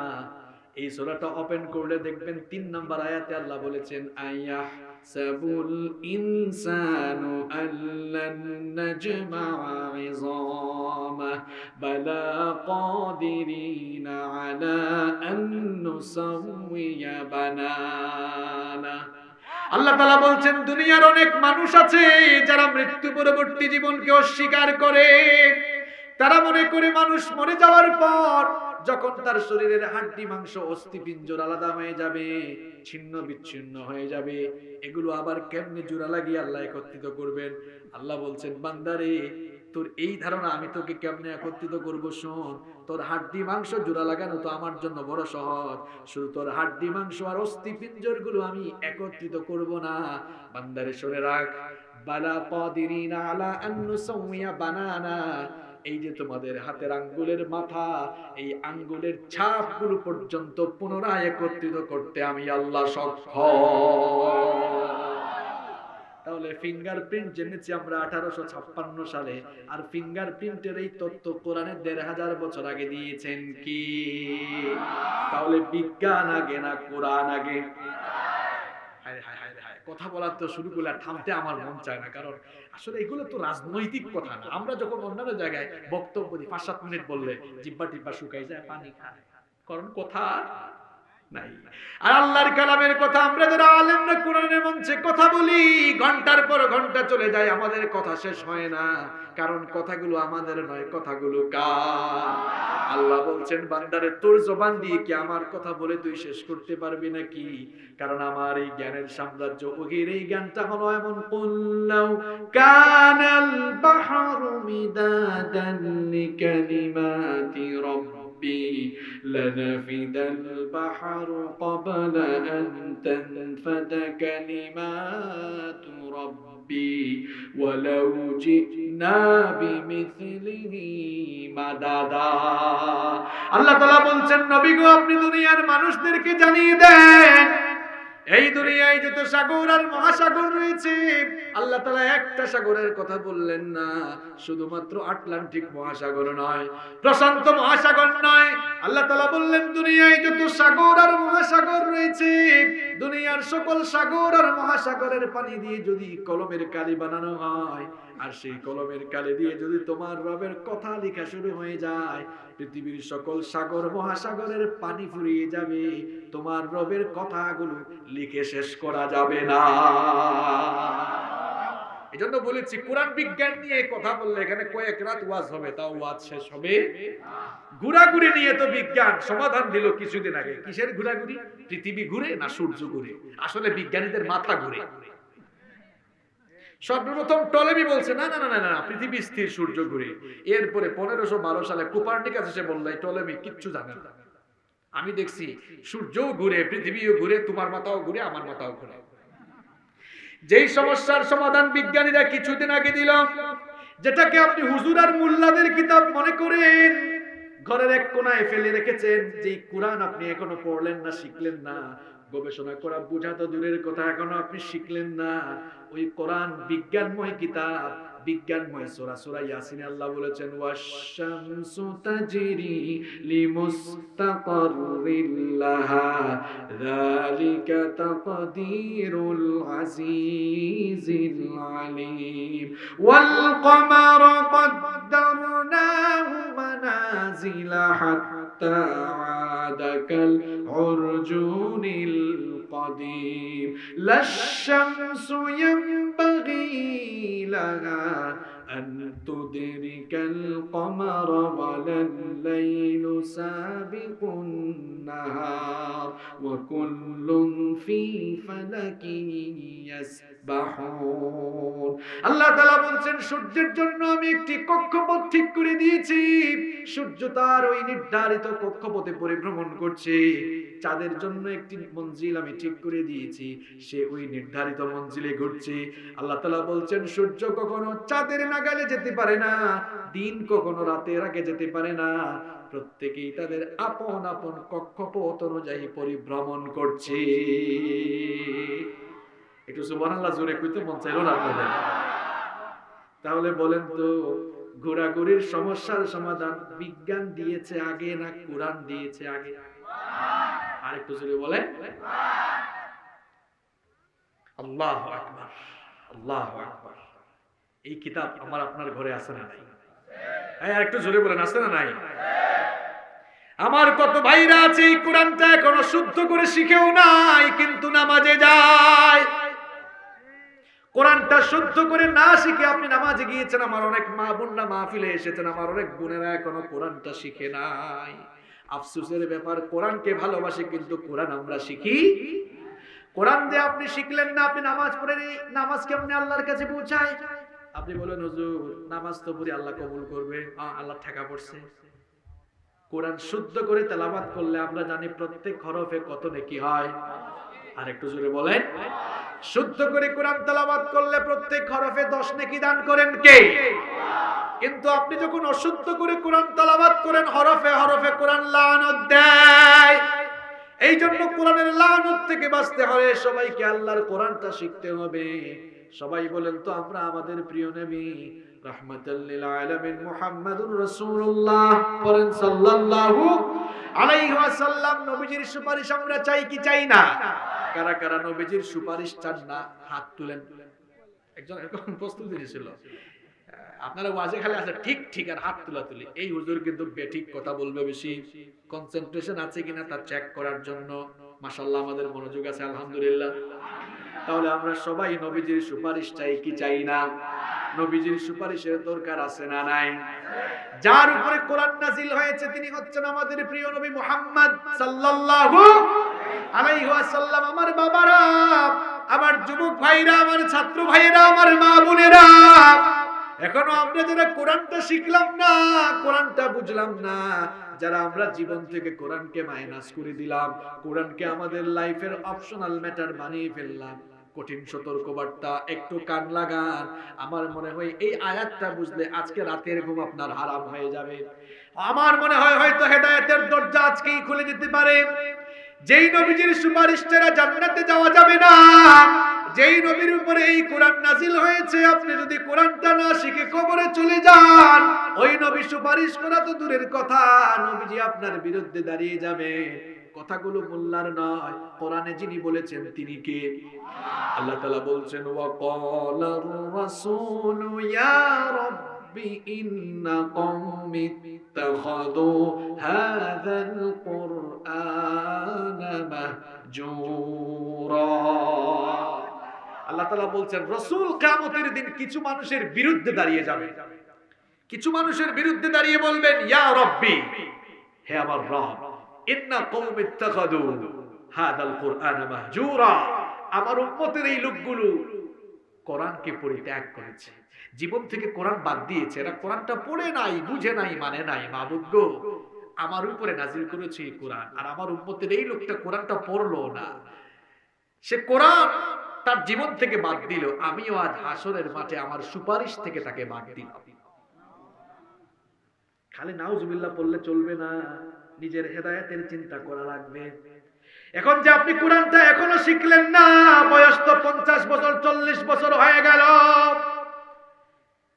দেশের নামি দামি বিশ্ববিদ্যালয় থেকে আপনি অনার্স মাস্টার্স ডিগ্রি নিয়ে ফেলেছেন, পড়াশোনা করে ফেলেছেন, হাজার হাজার কোটি টাকার মালিক হয়ে গেলেন, দুনিয়ায় এত কিছু করে ফেললেন, কোরআনটা শিখলেন না। বলেন পৃথিবীতে আমরা চিরকাল থাকবো না, চলে যাব? কারা কারা পৃথিবীতে থাকার নিয়তে আসছেন হাত তুলেন। যে বাড়ি আপনি বাড়ি বাড়ি করেন, এটা আপনার বাড়ি। আপনার বাপদাদা পূর্বপুরুষদেরকে মানুষ জিজ্ঞেস করতো বাবারে বাড়ি কোথায়, বলতো ওই যে ইটালিয়ান টাইলস করা একটা সুন্দর বাড়ি দেখা যায়, এটা আমার বাড়ি। সারা জীবন এটাকেই তার বাড়ি বাড়ি করেছে, শেষ পর্যন্ত এই এলাকার কোনো না কোনো কবরস্থানে 3.5 হাত কবরের নিচেই তার বাড়ি হয়েছে, ঠিক কিনা? আপনি দুনিয়ায় থাকবেন না, কোরআন যে আপনি শিখলেন না, কোরআন যে আপনি শিখলেন না, কবরে আপনি কি নিয়ে যাবেন? নবীজির সুপারিশ তো পাওয়া যাবে না, সবাইকে তো কবরে যাওয়া লাগবে, মরা লাগবে, এবারে কোনো সন্দেহ? কোরআনটা যে আপনি শিখলেন না, কোরআন না শিখে যে কবরে যাচ্ছেন, অবস্থা তো খারাপ হয়ে যাবে। শিখবেন শিখবেন করে তো আপনি কোরআনটা এখনো শিখলেন না। দেখেন যারা কোরআনটা শিখবে না, নবীজি তাদের বিরুদ্ধে দাঁড়াবেন কিনা? তারা কি নবীজির সুপারিশ পাবে? আরেকটু জোরে কোন? নবীজির সুপারিশ তো পাবেই না, বরং স্বয়ং বিশ্ব জাহানের রব আল্লাহ তাআলা কিয়ামতের দিন তাকে নাজাত দিবেন। আল্লাহ তাআলা বলছেন যারা আমার কোরআন থেকে মুখ ফিরিয়ে নিবে, কোরআন যারা শিখবে না, পড়বে না, বুঝবে না, মানবে না, কোরআনুল কারীমের 20 নম্বর সূরা সূরাতুত তাহা 120 নম্বর আয়াতটা আপনি খুলে দেখেন, আল্লাহ তাআলা বলছেন যারা কোরআন শিখবে না, পড়বে না, বুঝবে না, মানবে না, তাদের জন্য আমি শাস্তি রেখেছি 3টা। জোরে কোন কয়টা? আল্লাহ তাআলা বলছেন ওয়ামান আ'রাদা আন যিকরি ফাইন্না লাহু মাঈশাতান দানকা ওয়া নাহশুরুহু ইয়াওমাল কিয়ামাতি আ'মা। আল্লাহ তাআলা বলছেন যারা আমার উপদেশ সম্বলিত এই কিতাব থেকে মুখ ফিরিয়ে নিবে, কোরআন যারা পড়বে না, বুঝবে না, মানবে না, শিখবে না, আমি তাদের জন্য কি শাস্তি রেখেছি শোনো, ফাইন্নালাহু মাঈশাতান দানকা, আমি তার জীবনকে সংকীর্ণ করে দিব। মুফাসসিরিনে কেরাম এই মাঈশাতান দানকার ব্যাখ্যায় দুটো অর্থ দিয়েছেন। 1 নম্বর অর্থ দিয়েছেন ওই লোকটার জীবন থেকে আল্লাহ সুখ শান্তি কেড়ে নেবেন। বলেন তো সুখ শান্তি জোর করে আনা যায়? সুখ শান্তি দেওয়ার মালিক কে? আমি এমন মানুষ দেখছি হাজার হাজার কোটি টাকার মালিক, বড় বড় ব্যবসায়ী, আমাদের সাথে পরিচয় আছে, কই হুজুর খালি টেনশন, রাতের বেলা ঘুমাইতে পারি না, একটু ফু দেন। ওইদিকে রিকশাওয়ালা মির্জাপুরে রিকশা চালায়, 300-400 টাকা সারাদিনে কামায়, এশার নামাজ ডাল আলু ভর্তা খায়, নাকে তেল দিয়ে ঘুমায়, আছে না নাই? 300-400 টাকা ইনকাম করে তার ঘুম আছে, আপনার হাজার কোটি টাকা হওয়ার পরেও ঘুম নাই। কি বুঝলেন? ঘুম টাকা দিয়ে কেনা যায় না, ঘুম সুখ শান্তি যিনি দেন তিনি কে? আপনি এই আয়াতটা শুধু মিলান, যাদের জীবনে সুখ নাই, ঘুম নাই, শান্তি নাই, তালাশ করে গবেষণা করে দিয়ে তালাশ করে গবেষণা করে দেখেন ওই লোকগুলোর জীবনে আল্লাহর কোরআন নাই। আল্লাহ বলেছেন তোরা যারা তোদের জীবন থেকে কোরআনকে মাইনাস করে দিয়েছিস, কোরআনের আন্দোলনের বিরুদ্ধে বিরুদ্ধে দাঁড়িয়েছিস, আমার কালামের বিরুদ্ধে দাঁড়িয়েছিস, তোরা যারা আমার কোরআন পড়লি না, বুঝলি না, মানলি না, তোর জীবন থেকে আমি আল্লাহ নিজেই সুখ শান্তি কেড়ে নিব। আল্লাহ যদি সুখ নিয়ে নেয়, এত ক্ষমতা পাওয়ার পরেও, টাকা পয়সার মালিক হওয়ার পরেও আপনি সুখ পাবেন? আল্লাহ বলছেন তোর জন্য 1 নাম্বার শাস্তি হলো তোর জীবনের সুখ শান্তি আমি কেড়ে নিব। অনেক মানুষকে আপনারা দেখবেন খুব তেলতেলে চেহারা, নাদুস নুদুস চেহারা, তার ভিতরের খবর জানেন না, ঘরে গেলে দেখবেন তার বউয়ের সাথে তার ঝামেলা, তার পরিবারের সমস্যা, তার ছেলে মেয়ে আতুল ল্যাংরা প্রতিবন্ধী, একটা না একটা সমস্যার মধ্যে সে আসেই আছে। এই গজবটা দিলেন কে? আমরা অনেক সময় মানুষের উপর জুলুম করে ফেলি। আপনি মানুষের উপর জুলুম করলে মনে রাখবেন আল্লাহ ছাড় দিবে না, কোনো না কোনো গজবের মধ্যে আল্লাহ আপনারে ফেলে রাখবে। আল্লাহ বলছেন যারা আমার কোরআনটা শিখবে না, 1 নাম্বার শাস্তি হলো তার জীবনের সুখ আমি কেড়ে নেব। মুফাসসিরিনে কিরাম মাঈশাতান দানকার 2 নাম্বার অর্থ দিয়েছেন। আল্লাহ তাআলা ওই লোকটাকে দ্বিতীয় যে শাস্তি দিবেন সেটা হলো কবরের জীবনটাকে আল্লাহ সংকীর্ণ করে দিবেন। আমরা সবাই কবরে যাব, এ ব্যাপারে কি কোনো সন্দেহ আছে নাকি? কোরআন না শিখে খবরদার কবরে যাবেন না। কোরআন না শিখে যারা কবরে যাবে, আল্লাহ বলেছেন তার কবরের জীবনটাকে আমি সংকীর্ণ করে দেব। ওই লোকটাকে কবরে রাখার পর কবরের 2 পাশের মাটি একসাথে হয়ে যাবে। লোকটার এক পাশের পাজরে গিয়ে আরেক পাশের পাজরে এভাবে ঢুকে যাবে।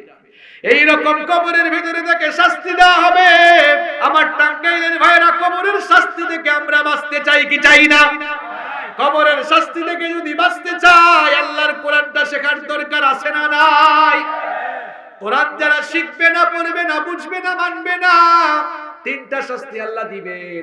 1 নাম্বার শাস্তি তার জীবন থেকে আল্লাহ সুখ কেড়ে নেবেন। 2 নাম্বার শাস্তি কবরের মধ্যে তার জীবন, তার কবরটাকে সংকীর্ণ করে দিবেন কে?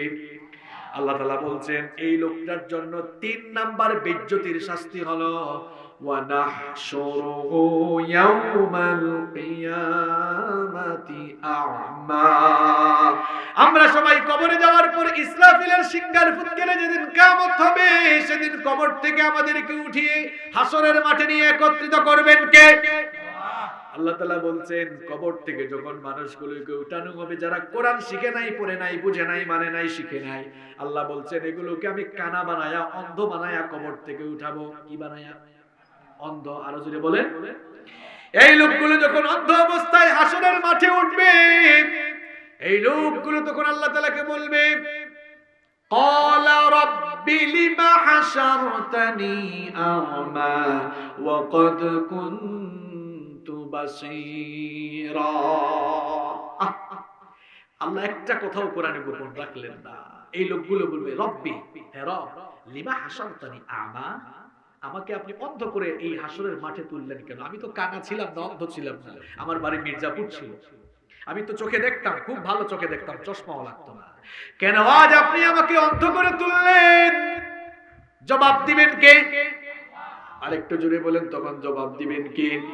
আল্লাহ তাআলা বলবেন ক্বালা কাযালিকা আতাতকা আয়াতুনা ফানাসিতাহা ওয়া কাযালিকাল ইয়াউমা তুনসা। আল্লাহ তাআলা বলবেন কাযালিকা আতাতকা আয়াতুনা, এই তোর ঘরে তো আমার কোরআন ছিল। ছাত্র ভাইয়েরা, তোমাদের পড়ার টেবিলে, বুক শেলফে সব বই রেখেছো, নাটক উপন্যাসের বইও রেখেছো, এখনো তুমি আল্লাহর কোরআন তোমার বুক শেলফে রাখতে পারোনি।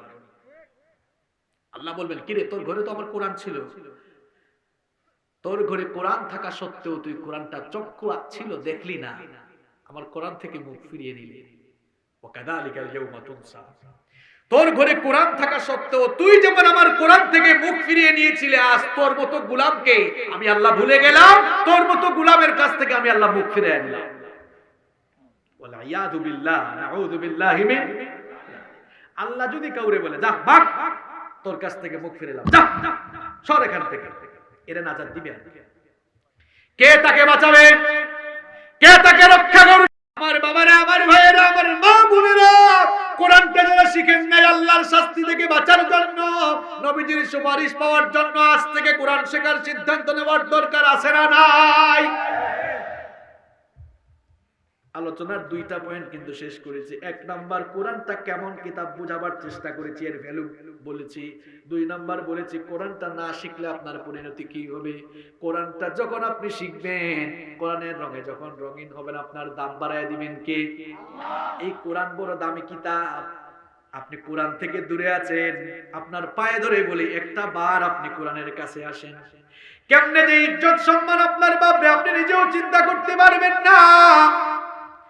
শুধু একটা উদাহরণ শুনেন। বছরের মধ্যে আমরা সবাই জানি 12টি মাস আছে। বলেন তো 12 মাসের মধ্যে সবচাইতে দামি মাসের নাম কোনটা? এখন প্রশ্ন হলো কিসের বরকতে, কিসের কারণে রমজান মাসটা দামি হলো? শাহরু রমাদানাল্লাযী উনজিলা ফীহিল কুরআন। কোরআনের বরকতে, কোরআনের কারণে রমজান মাস দামি হয়েছে। আবার সারা বছরের মধ্যে 365টি রাত রয়েছে, এর মধ্যে একটা রাত হলো বছরের সবচেয়ে দামি রাত, রাতটার নাম লাইলাতুল। প্রশ্ন হলো কিসের বরকতে, কিসের কারণে রাতটার এত দাম? আল্লাহ বলছেন ইন্না আনজালনাহু ফি লাইলাতিল কদর। কারণ কদরের এই রাতে কোরআন এসেছে কার তরফ থেকে? কদরের এই রাতে কোরআন আসার কারণে সারা বছরের 365 রাতের মধ্যে এই রাতের দাম এত বেড়ে গেল। আল্লাহ নিজে এই রাতের ফজিলত বর্ণনা করতে গিয়ে বললেন লাইলাতুল কদরি খায়রুম মিন আলফি শাহর। এই একটা রাত 1000 মাসের চাইতে উত্তম। ক্যালকুলেটরে হিসাব করে দেখবেন 1000 মাস সমান 83 বছর। 4 মাস কয় বছর? আরেকটু জোরে কোন। আরে ভাই আমরা তো 83 বছর হায়াত পাবো, অনেকে 83 বছর হায়াত পাবো না। শুধু কোরআনের বরকতে একটা রাতের দাম এত বাড়লো।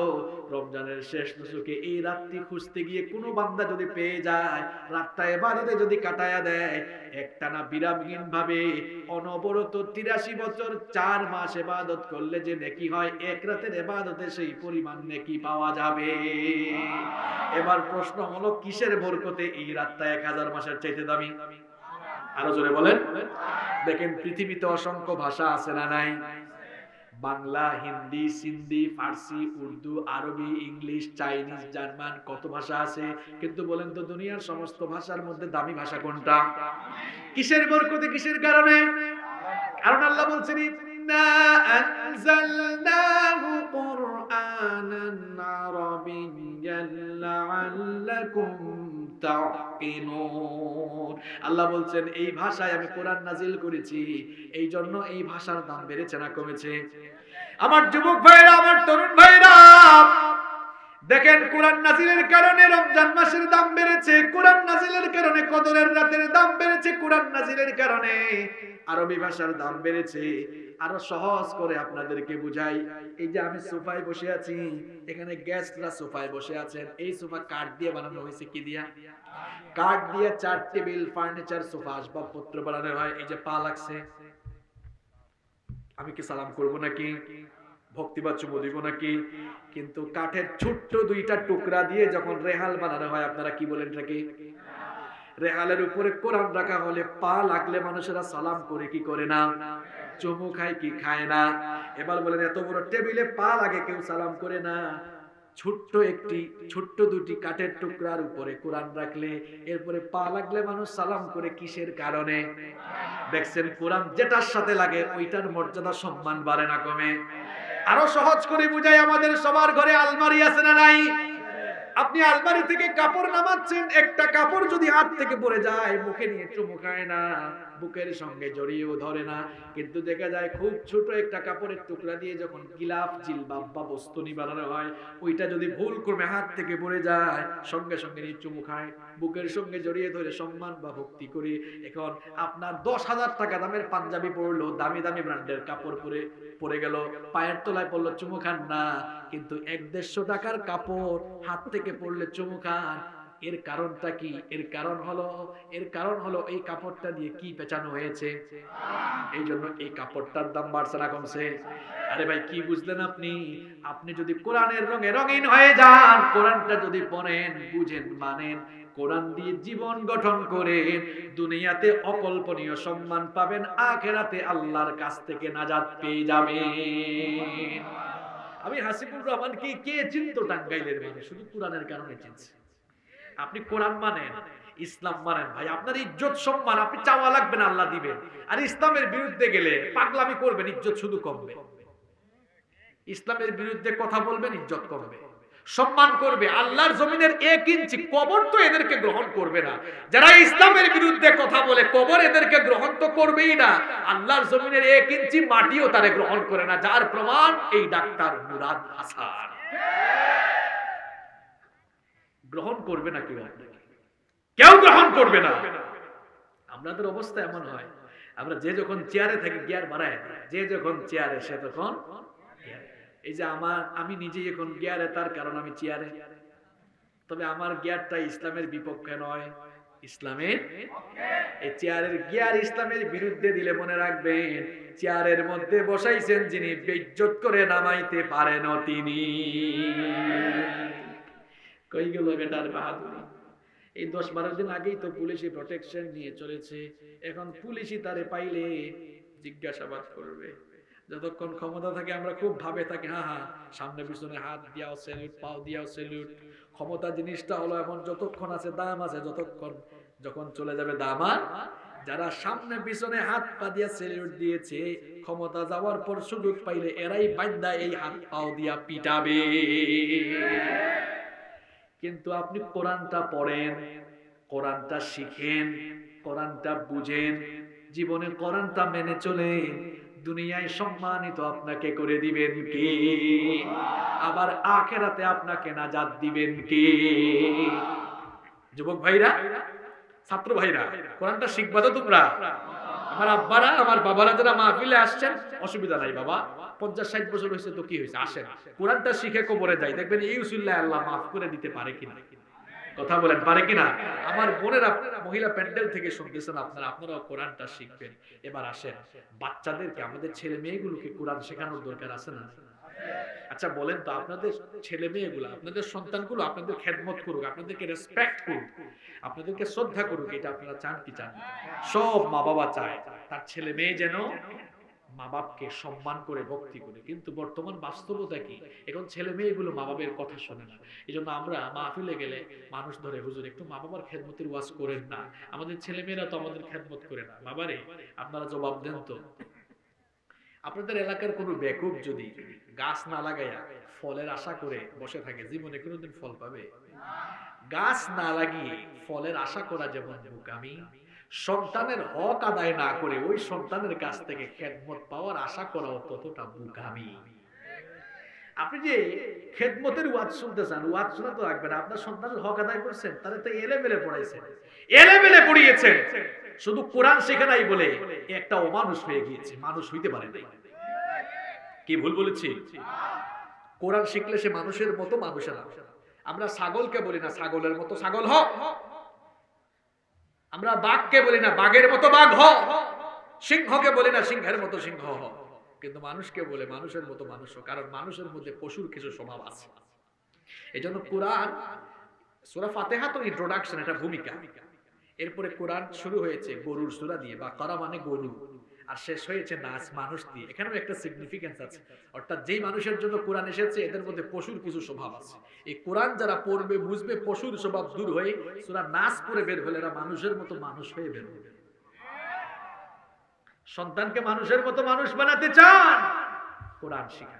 হ্যাঁ, আপনার ছেলে ডাক্তার হবে, অসুবিধা নাই, ইঞ্জিনিয়ার হবে, ব্যারিস্টার হবে, লয়ার হবে, যে কোনো কিছু বানান, অসুবিধা নাই, তবে সন্তানটাকে সবার আগে কোরআন শিখাই ফেলে, এ আরো মানুষ হবে। আপনার ছেলে মেয়ে ও লেভেলে পড়ুক, এ লেভেলে পড়ুক, নো প্রবলেম। তাকে এবিসিডি অ শিখাবেন পড়ে, আলিফ বা তা থা শিখাবেন আগে। যদি আপনি তাকে সবার আগে কোরআন না শিখান, বাবারা মায়েরা শুনে, মায়েরা তো আসছেন না ফেলে, keep in your mind, keep in your mind, the world home is waiting for you. বৃদ্ধাশ্রম কিন্তু আপনার জন্যই ওয়েট করছে, অপেক্ষা করছে আপনার জন্য, আপনার জন্য। আপনি সন্তানকে কোরআন, পৃথিবীকে কি আপনারা কি কোনো সময় শুনছেন নাকি কোনো হুজুর কোনো আলেম মা বাপকে নিয়ে বৃদ্ধাশ্রমে রাখছে? শুনছেন আপনারা? অনেক ইঞ্জিনিয়ার দেখছি মা বাপকে বৃদ্ধাশ্রমে রেখেছে, অনেক ডাক্তার কিন্তু মা বাপকে বৃদ্ধাশ্রমে রেখেছে, অনেক আইনজীবীও বৃদ্ধাশ্রমে ফেলে রেখেছে। আমার পরিচিত এমন অনেক মানুষ আছে, মা বাপ কান্দা কান্দা বলে বাবারে দোয়া করবা, ছেলে মেয়ে অবস্থা। কিন্তু দেখেন আলেমরা মা বাপের খেদমত করে, কারণ তারা কোরআনটা পড়েছে। আল্লাহ বলেছেন ওয়াকুল লাহুমা কওলান কারীমা, খবরদার মা বাবার সঙ্গে সম্মানজনক ভাষায় কথা বলো, ভদ্র ভাষায়, মার্জিত ভাষায় কথা বলো, বিনয়ী হয়ে কথা বলো, ঝিড়কি দিয়ে কথা বলো না, খেদমত করো, বেয়াদবি করো না। আদেশটা কার? আপনার সন্তানকে ইঞ্জিনিয়ার বানান, ডাক্তার বানান, কিন্তু সবার আগে যদি একটু হাফেজ বানানো যায়, ভালো না খারাপ? কি সুন্দর আপনাদের এলাকা, পাশে একটা হাফেজি মাদ্রাসা আছে, পারলে আরো হাফেজি মাদ্রাসা বানান, সন্তানগুলোকে আগে কোরআন শিখান। বাবারে দুনিয়া থেকে তো চলে যাবেন, এতে কোনো সন্দেহ। মানুষ মরে যাওয়ার পর মানুষের সমস্ত আমলের সওয়াব বন্ধ হয়ে যায়, কিন্তু তিনটি জিনিসের সওয়াব মানুষ কবরে গিয়েও পায়। নবীজি বলেছেন ইদা মাতাল ইনসান ইনকাতা আনহু আমালুহু ইল্লা মিন সালাসা, যখন কোনো মানুষ মারা যায় সব আমলের সওয়াব তার বন্ধ হয়ে যায়, কিন্তু তিনটি আমলের সওয়াব কবরে গিয়েও পায়। সওয়াব দেন কি? আরো জোরে বলেন। আপনারা ক্লান্ত? সওয়াব দেন কি? এক নাম্বার হচ্ছে ইলমুন ইউনতাফাউ বিহি, উপকারী জ্ঞান। যে মানুষ এমন জ্ঞান বিতরণ করে গিয়েছে, ওই জ্ঞানের মাধ্যমে মানুষেরা ফায়দা নিচ্ছে, এমন ব্যক্তি কবরে গিয়েও সওয়াব পাবে। দুই নাম্বার সদকাতুন জারিয়া, যারা সদকায়ে জারিয়া করে গিয়েছে, মাদ্রাসায় টাকা দিয়ে গিয়েছে, এতিমখানায় টাকা দিয়ে গিয়েছে, মসজিদে টাকা দিয়ে গিয়েছে, মানুষ সেখানে নামাজ পড়ছে, সেখানে বাচ্চারা কোরআন শিখছে, লোকটা কবরে গিয়েও সওয়াব পাবে। সওয়াব দিবেন কে? আর তিন নাম্বার হলো ওয়ালাদুন সালিহুন ইয়াদউ লাহু, নেককার কোন সন্তান যদি মা বাপ রেখে যায়, ওই নেককার সন্তান যত নেক কাজ করবে তার একটা সওয়াবের অংশ মা বাবা কবরে পেয়ে যায়। একটা হলো সদকায়ে জারিয়া, আর একটা হলো গুনাহে জারিয়া। কথা ক্লিয়ার? সদকায়ে জারিয়া আর একটা গুনাহে জারিয়া। পুলা মাইয়ারে যদি খবিশ বানায়া যান, কুসন্তান বানায়া যান, কবরে গিয়ে সদকায়ে জারিয়া হবে না, গুনাহে জারিয়া হবে। ডিসিশন ইজ ইয়োরস, সিদ্ধান্ত আপনার। আপনি কেমন বানায়া যাবেন এই সিদ্ধান্ত আজকে নিয়ে যান। বললাম তো সবার আগে কোরআন শিখান। আপনি কিসের ও লেভেল আর এ লেভেল, সায়েন্স কমার্স পড়ার অসুবিধা নাই, সবার আগে কোরআন শেখান। এই যে আমি নিজে স্কুলে পড়েছি প্রথমে, এরপরে মাদ্রাসায় পড়েছি, মাদ্রাসা থেকে সর্বোচ্চ ডিগ্রি নিয়েছি, আবার বিশ্ববিদ্যালয়েও পড়েছি, সব জায়গায় পড়েছি। পড়ান সন্তানকে সব জায়গায় পড়ান। এমন সন্তান বানান ইঞ্জিনিয়ার, কিন্তু নামাজি ইঞ্জিনিয়ার। আপনার সন্তান ব্যারিস্টার হবে, বার এট ল কমপ্লিট করবে, কিন্তু নামাজি ব্যারিস্টার হবে। আপনার সন্তান ডাক্তার হবে, নামাজি ডাক্তার হবে। আপনার সন্তান ইঞ্জিনিয়ার হবে, সে নামাজি ইঞ্জিনিয়ার হবে। এমন সন্তান চাই কি চাই না? চাই কি চাই না? বাবারে, চোখের সামনে সন্তান নষ্ট হইলে কেমন যে লাগে, এটা ভুক্তভোগী মা বাপ ছাড়া আর কেউ বুঝে না। এজন্য আল্লাহ দোয়া শিখিয়েছেন, দোয়া করবা এভাবে, রব্বানা হাব লানা মিন আজওয়াজিনা ওয়া যুররিয়াতিনা কুররাতা আয়ুনিন ওয়াজআলনা লিল মুত্তাকিনা ইমামা। কি সুন্দর দোয়া আল্লাহ শিখালেন, বান্দারে দোয়া করো, ও আমার রব, আমার স্ত্রী আর আমার সন্তানদেরকে আমার জন্য চক্ষু শীতলকারী বানিয়ে দেন। বলেন আমিন। এমন সন্তান হবে যে সন্তানকে দেখলে চক্ষু ঠান্ডা হয়, কলিজা ঠান্ডা হয়। সুবহানাল্লাহ বলেন। এজন্য সন্তানের হক আদায় করার দরকার আছে না নাই? সন্তানগুলোকে নামাজি বানাবেন, কোরআন শিখাবেন। এখন সন্তানকে আপনি নামাজি বানাবেন কেমনে? বাবারে নিজেই তো এখনো নামাজ ধরতে পারেন নাই, নিজেই তো আপনি নামাজ ধরতে পারেন নাই, এমনকি রাত 1টা পর্যন্ত ওয়াজ শুনে যায়, বাড়িতে গিয়ে ফজরের নামাজ কাজা করে আসে না নাই? আমার দেশে ফজরের নামাজে মানুষ বেশি নাকি জানাজার নামাজে মানুষ বেশি? বাপরে বাপ, তার মানে ফজরের নামাজ নফল, জানাজার নামাজটা হলো ফরজে আইন। এই কথা বলেন না কেন? জানাজার নামাজটা কি ফরজে আইন? এরপরে ফজরের নামাজটা কি নফল না ফরজ? কিছু কিছু মতলববাজ ভাওতাবাজ আছে, তার ঘর থেকে 50 হাত দূরে, ফজরের নামাজে ঘুম থেকে উঠে যায় না, কিন্তু জানাজার নামাজে ঘন্টার পর ঘন্টা জার্নি করে তারপর হাজির হয়ে আসে না নাই? কি ব্যাপার? এই বাটপাট তো 50 হাত দূরে মসজিদ ফজরের নামাজে যায় না, কিন্তু ঘন্টার পর ঘন্টা জার্নি করে কেন জানাজার নামাজে আসলো? তার মতলব কোথায়? মতলব হলো ফজরের নামাজের আগে বক্তব্য দেওয়ার সুযোগ নাই, কিন্তু জানাজার নামাজের আগে বক্তব্য দেওয়ার সুযোগ আছে। এই বাটপা, নইলে তুই ফজরের নামাজে আসলি না কেন? ফজরের নামাজ তোর কোথায়? আমরা যারা নামাজ আদায় করি না, আমাদের নিজের বিবেককে প্রশ্ন করা দরকার। আযানটা বুঝলেই আপনি নামাজ ছাড়তেন না। বলেন তো, প্রত্যেকদিন মুয়াজ্জিন নামাজে আসার জন্য আযান দেয় কয়বার? আর একটু জোরে কোন। আযানের প্রথম বাক্য আল্লাহু আকবার। আল্লাহ, খুব সুন্দর, ভালো করে বুঝেন, এর মধ্যে সিগনিফিকেন্স আছে। আল্লাহু আকবার অর্থ আল্লাহ সবচাইতে ছোট নাকি আল্লাহ সবচাইতে বড়? তার মানে মুয়াজ্জিন আযান দিয়ে বলতেছে, দুনিয়ার মানুষ শোনো, আল্লাহ সবচেয়ে বড়, এই জন্য আল্লাহর হুকুমটাও বড় না ছোট। কিন্তু কিছু মানুষ আছে, এই টাঙ্গাইলেও এমন মানুষ আছে, আযান কানে আসে, তারপরে আল্লাহর সঙ্গে পাল্লা দিয়া আল্লাহর হুকুমকে বড় মনে করে নামাজে না গিয়ে নিজের কাম করতেই থাকে। আছে না নাই? এই লোকটা আল্লাহর সঙ্গে পাল্লা দিয়া বুঝায়, আল্লাহ তোমার হুকুম ছোট, আমার কাজটা বড়। নাউজুবিল্লাহ পড়লে চলবে না, শুধু বুঝতে হবে আপনাদেরকে। আচ্ছা বলেন তো, আল্লাহু আকবার, আল্লাহ সবচাইতে, আল্লাহর হুকুমও আল্লাহর সঙ্গে পাল্লা দিয়া সে তার কাজ করে, অফিসে, চাকরিতে, রাজনীতিতে, পড়াশোনায়, যে কোনো কাজে ব্যস্ত থাকুক, বুঝাইলো না তোমারটার চেয়ে আমারটা। চিন্তা করছেন নাফরমানি কারে কয়? হ্যাঁ মিয়া, চিন্তা করছেন নাফরমানি কারে কয়? নিজেরে আল্লাহর গোলাম বলে আপনি পরিচয় দিবেন কেন? সবচাইতে বড় কথা হলো কি জানেন? শয়তানের সঙ্গে আমাদের এমন দুস্থ হয়েছে, এমন বন্ধুত্ব হয়েছে, সকাল 8টায় মিটিং আছে, 9টায় অফিসে যাওয়া লাগবে। সবার ঘরে, সবার হাতে এখন স্মার্টফোন আছে না নাই? ফোনের মধ্যে অ্যালার্ম লাগিয়েছে, 9টায় অফিসে ঢুকবে, 8টায় অ্যালার্ম দিয়েছে। আবার যারা বিয়ে করে ফেলেছে, বউকে ডেকে বলে, বউ গো 8টায় ডেকে দিস। এখন কথা হলো, অফিসে যদি 9টার আগে না যান, বস আপনাকে গালিগালাজ করবে। এখন দেখা গেল 9টায় ঠিক টাইমে অফিস ধরার জন্য 8টার অ্যালার্ম আপনি মোবাইলে সেট করতে পারেন, কিন্তু ফজরের নামাজ আদায়ের জন্য, আল্লাহকে ভয় করে ফজরের নামাজ আদায়ের জন্য ভোর 5টায় ফোনের অ্যালার্ম সেট করতে পারেন না। আপনি শয়তানের এমন গোলাম হয়েছেন, আপনার অন্তরে আল্লাহর ভয়ের চাইতে বসের ভয় অন্তরে বেশি। নইলে তো আপনি 8টার অ্যালার্ম দিলে 5টার দিতে পারেন না কেন? কি সমস্যা আপনারা? সমস্যা কোথায় আপনার? কোন শয়তানের সঙ্গে বসবাস আপনারা? নিজের বিবেককে প্রশ্ন করুন তো। আপনি 8টায় 9টায় ঘুম থেকে অ্যালার্ম লাগাইয়া উঠতে পারেন, ভোর 5টায় অ্যালার্ম লাগাইয়া আপনি ফজরের নামাজে সাজদা দিতে পারেন না। মিয়া কপাল পুরা, আপনি তো শয়তানরে খুশি করে, শয়তানের গোলামি করে আপনি দিন শুরু করেন, ঠিক কিনা বলেন? নামাজ আদায় করলে খুশি হন কে?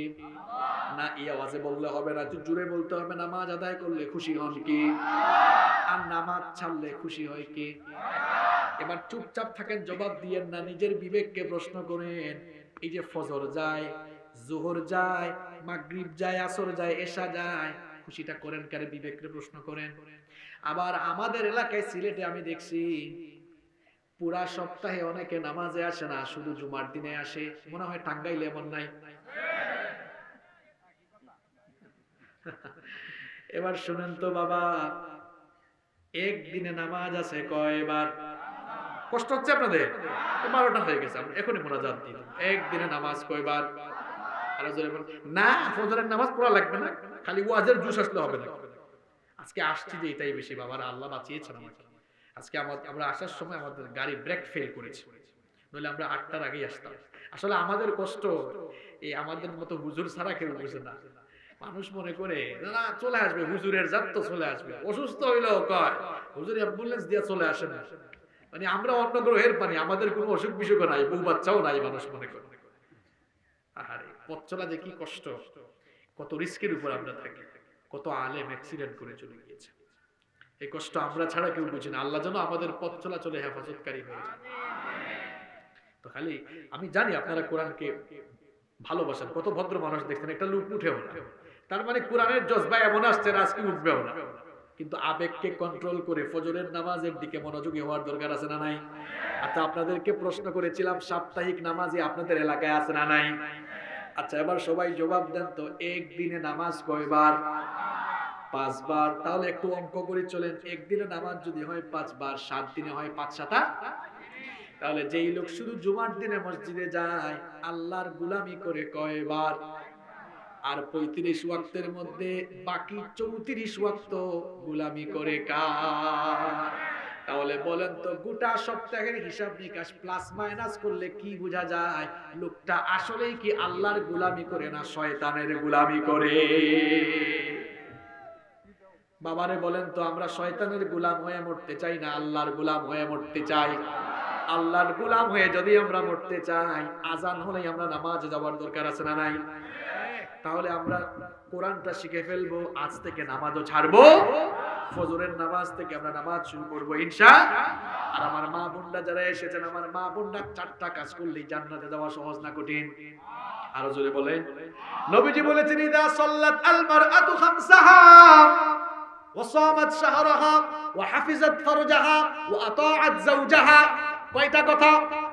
নবীজি বলেছেন ইদা সাল্লাত আল মারআতু খামসাহা, যখন একজন নারী 5 ওয়াক্ত নামাজ ঠিকমতো পড়বে, ওয়া সামাত শাহরাহা, আর যখন রমজান মাসের রোজা রাখবে, 3 নাম্বার ওয়া হাফিজাত ফারজাহা, সতীত্বের হেফাজত করবে, ওয়া আতাআত যাওজাহা, স্বামীর খেদমত করবে, এমন নারীকে আল্লাহ কিয়ামতের দিন ডেকে বলবেন আমার বান্দি জান্নাতের যে দরজা দিয়ে ঢুকে জান্নাতে তোর ঢুকতে মন চায় ওই দরজা দিয়ে ঢুকে আমার জান্নাতে দাখিল হয়ে যা। তাহলে আমার মা বোনদেরকে নসিহত করব 5 ওয়াক্ত নামাজ টাইম মতো আদায় করার দরকার আছে না নাই? আপনাদের স্ত্রী মা বোনদেরকে আপনারা নামাজের ব্যাপারে তাগিদ দিবেন তো, সন্তানদেরকে নামাজি বানাবেন তো, এরপরে নিজেদের ঘরের মহিলাদেরকে পর্দা করানোর দরকার আছে না নাই?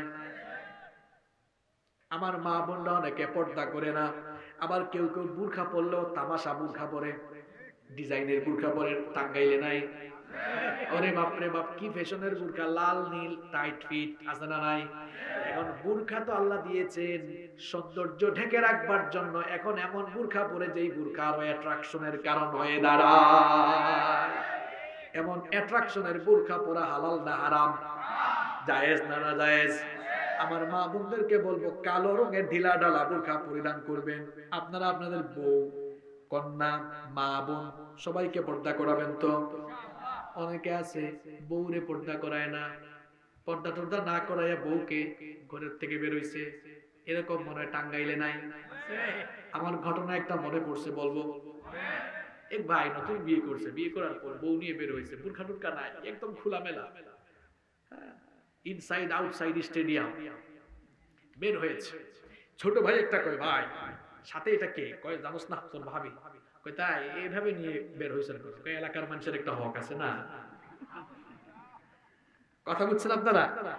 কইলে এলাকার মানুষের হক মানে? কয় তোর ভাবি যে সুন্দর এটা আমি না জানি, এলাকার মানুষ কি জানে বেটা? এলাকার মানুষ তো জানা দরকার, তাদের তো একটা হক আছে। এরকম নিজের ঘরের বউরে বেপর্দা বানাইয়া এলাকার মানুষের হক আপনারা আদায় করতেছেন এতদিন ধরে, কে কে একটু হাত তোলেন তো। দেখছেন সবাই আল্লাহর। আবার বউয়ের ফটো এই এলাকার কেউ ফেসবুকে দেয় না, এইরকম আছে না? আমাদের আলেম ওলামা কোরআন হাদিস দিয়ে এত সুন্দর বয়ান করে তারপরেও শুনে না। এজন্য আমি বলি যেমন কুকুর তেমন মুগুর দরকার। এজন্য কাঁচা কথা একটা মনে পড়ছে, বলবো। বলেন তো বউ কি পাবলিক না পার্সোনাল? আরো জোরে বলেন। মাশাআল্লাহ, বউ হলো ফেসবুকটা পাবলিক সাইট না পার্সোনাল সাইট?